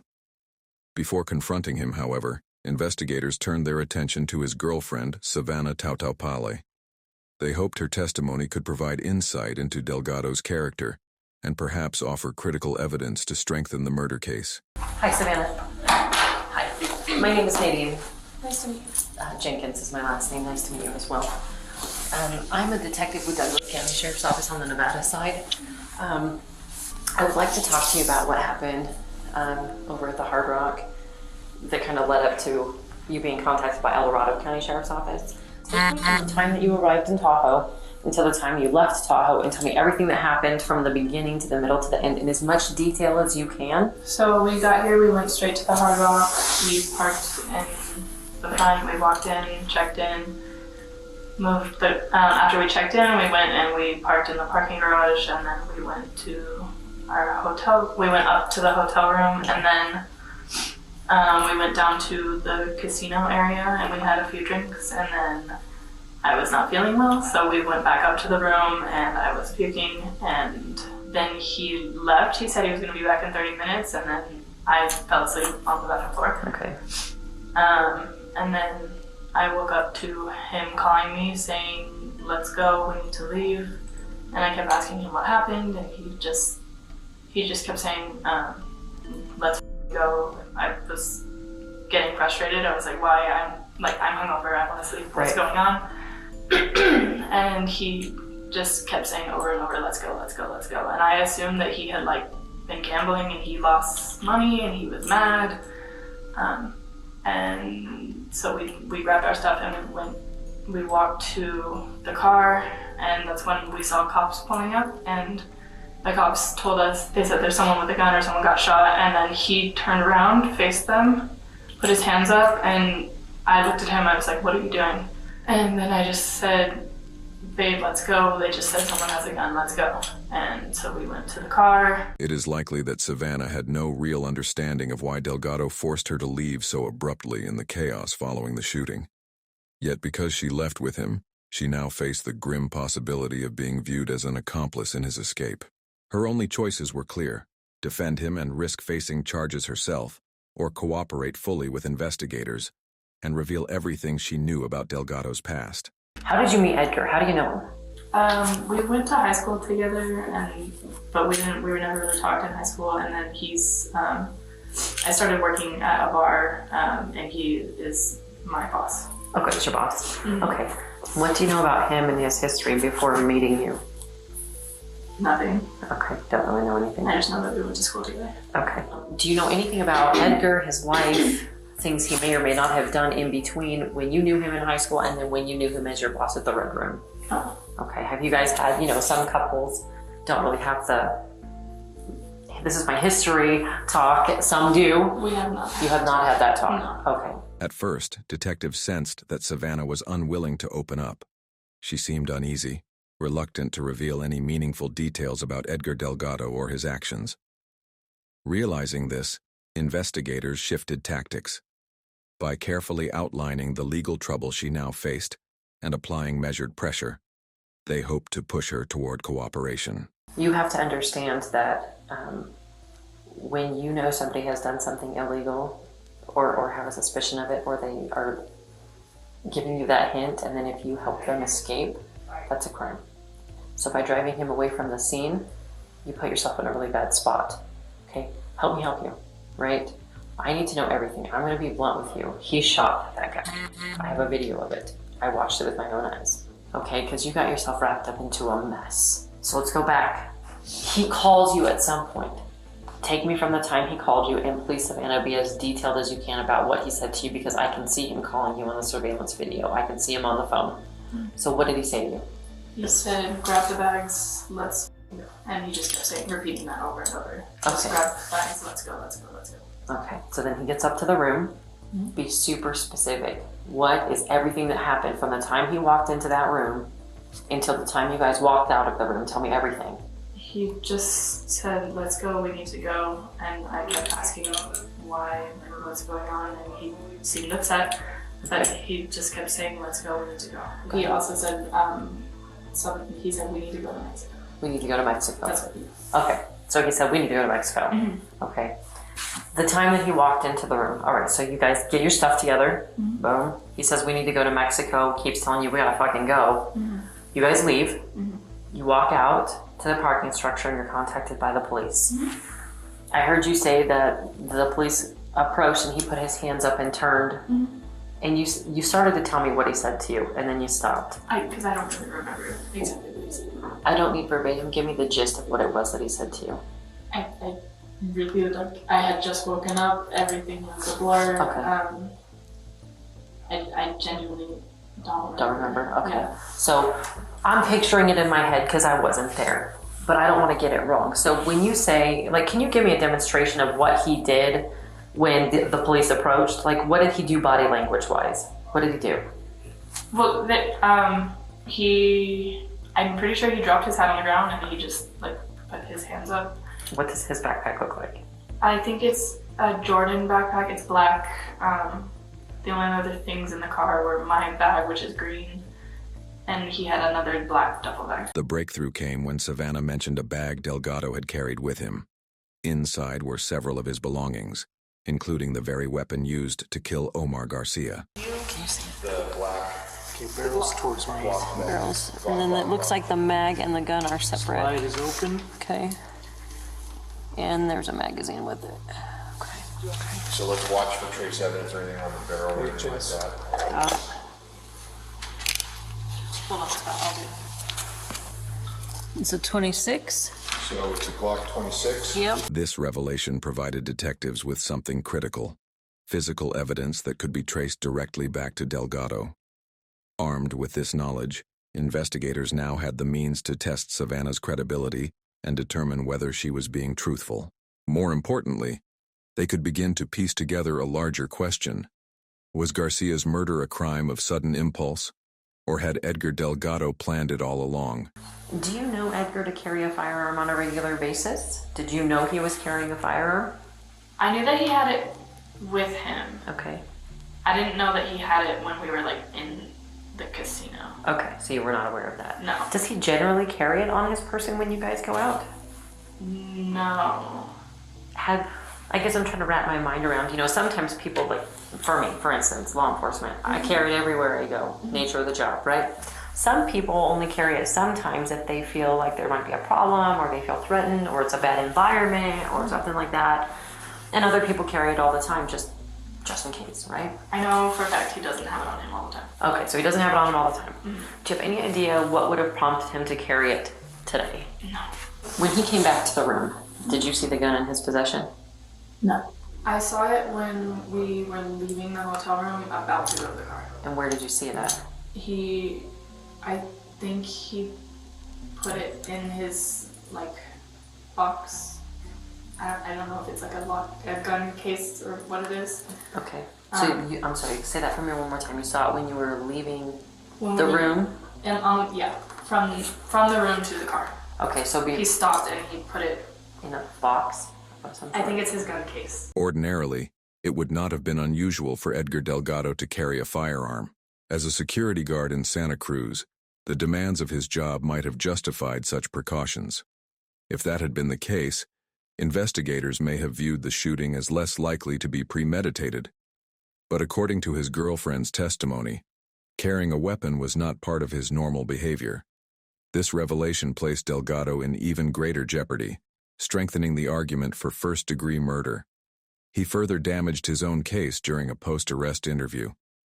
It was here that Edgar's mental state, both during and after the killing, came into focus. It's important for you to be able to tell your side of the story about what happened back there, and I want to listen to it. And I didn't necessarily want to do it here in the back of a police car, but since you mentioned that you have a gun and that it's in the car, I think it's important that we have the conversation. So But none of that is like, why don't you held accountable to me because you didn't tell me that before, But all I gotta tell you is like, why don't you tell me your side of this? How did this happen? in the long run, and she knows too, like, I know that she's been wanting to do it for a while. She's been wanting to become like a police officer, Okay.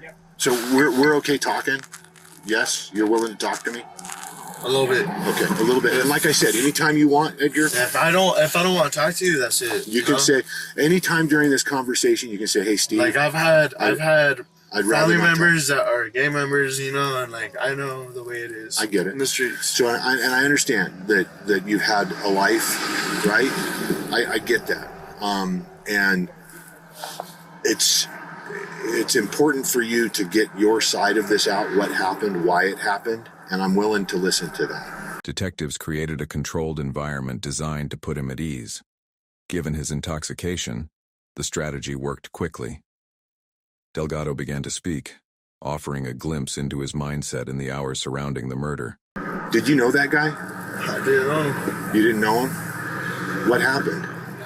I just remember we were talking for like a while, and then like that's it. Like I just remember we met up. He was like, "Oh, like I'll teach you how to like fucking snowboard. I'll teach you how to skate." I'm like, I know the way she is too, Like I was like, "Oh, like yeah, like it's fine," Did he do something that made you shoot him?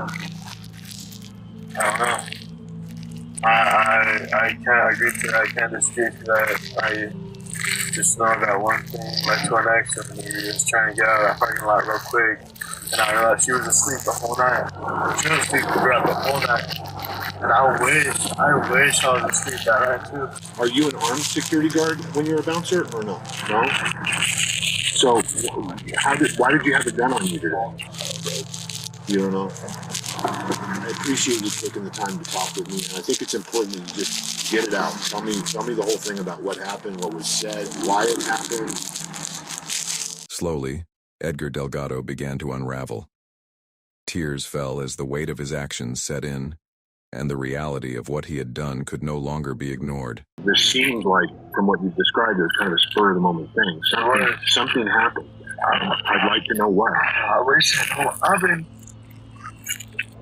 I wish I did. I'm not one to just like react like that, React like what? I don't know. How many times did you shoot? Do you remember? I don't know. You don't remember? I don't know.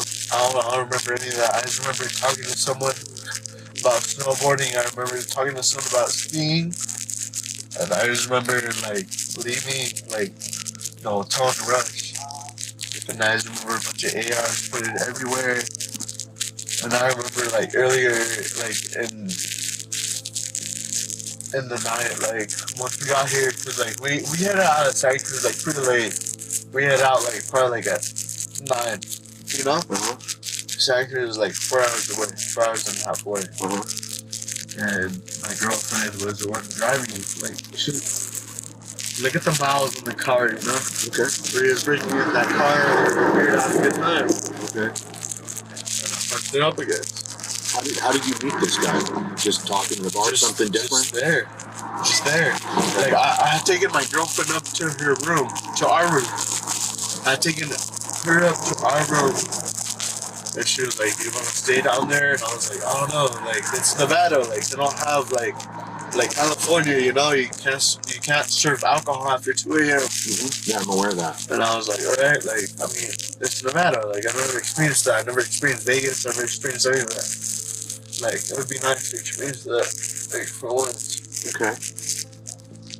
So then she was like, I was hoping you're out there because she was like throwing up. She was like out of it, pretty on, and like, because like she was driving the whole night, and I was like, I'll take care of you, you know?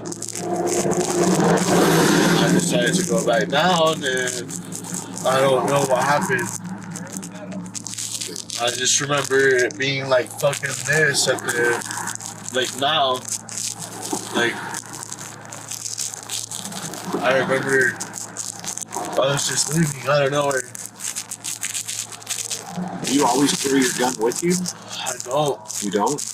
My dad hates it. My mom hates it. My mom hates the fact that I own a gun. My dad hates the fact that, like, there's a gun in the household. I've never been raised with the firearm like that. There was no justification, no defense, only a reckless act committed in the heat of the moment. His girlfriend, Savannah Tautaupal, admitted to helping destroy evidence by lying about the presence of the gun when they were arrested. For this, she received a suspended 364-day jail sentence. Edgar's fate, however, was far harsher. He pleaded guilty to first-degree murder, along with additional charges for using a deadly weapon. The court handed down a sentence of up to 55 years in prison. Do you think alcohol was the main factor behind Edgar Delgado's violent actions, or was it something deeper? Should Savannah Tautaupal have faced harsher punishment for helping destroy evidence, or was her suspended sentence fair? Thank you for watching. Don't forget to like the video, share your thoughts in the comments, and subscribe to the channel for more true crime stories.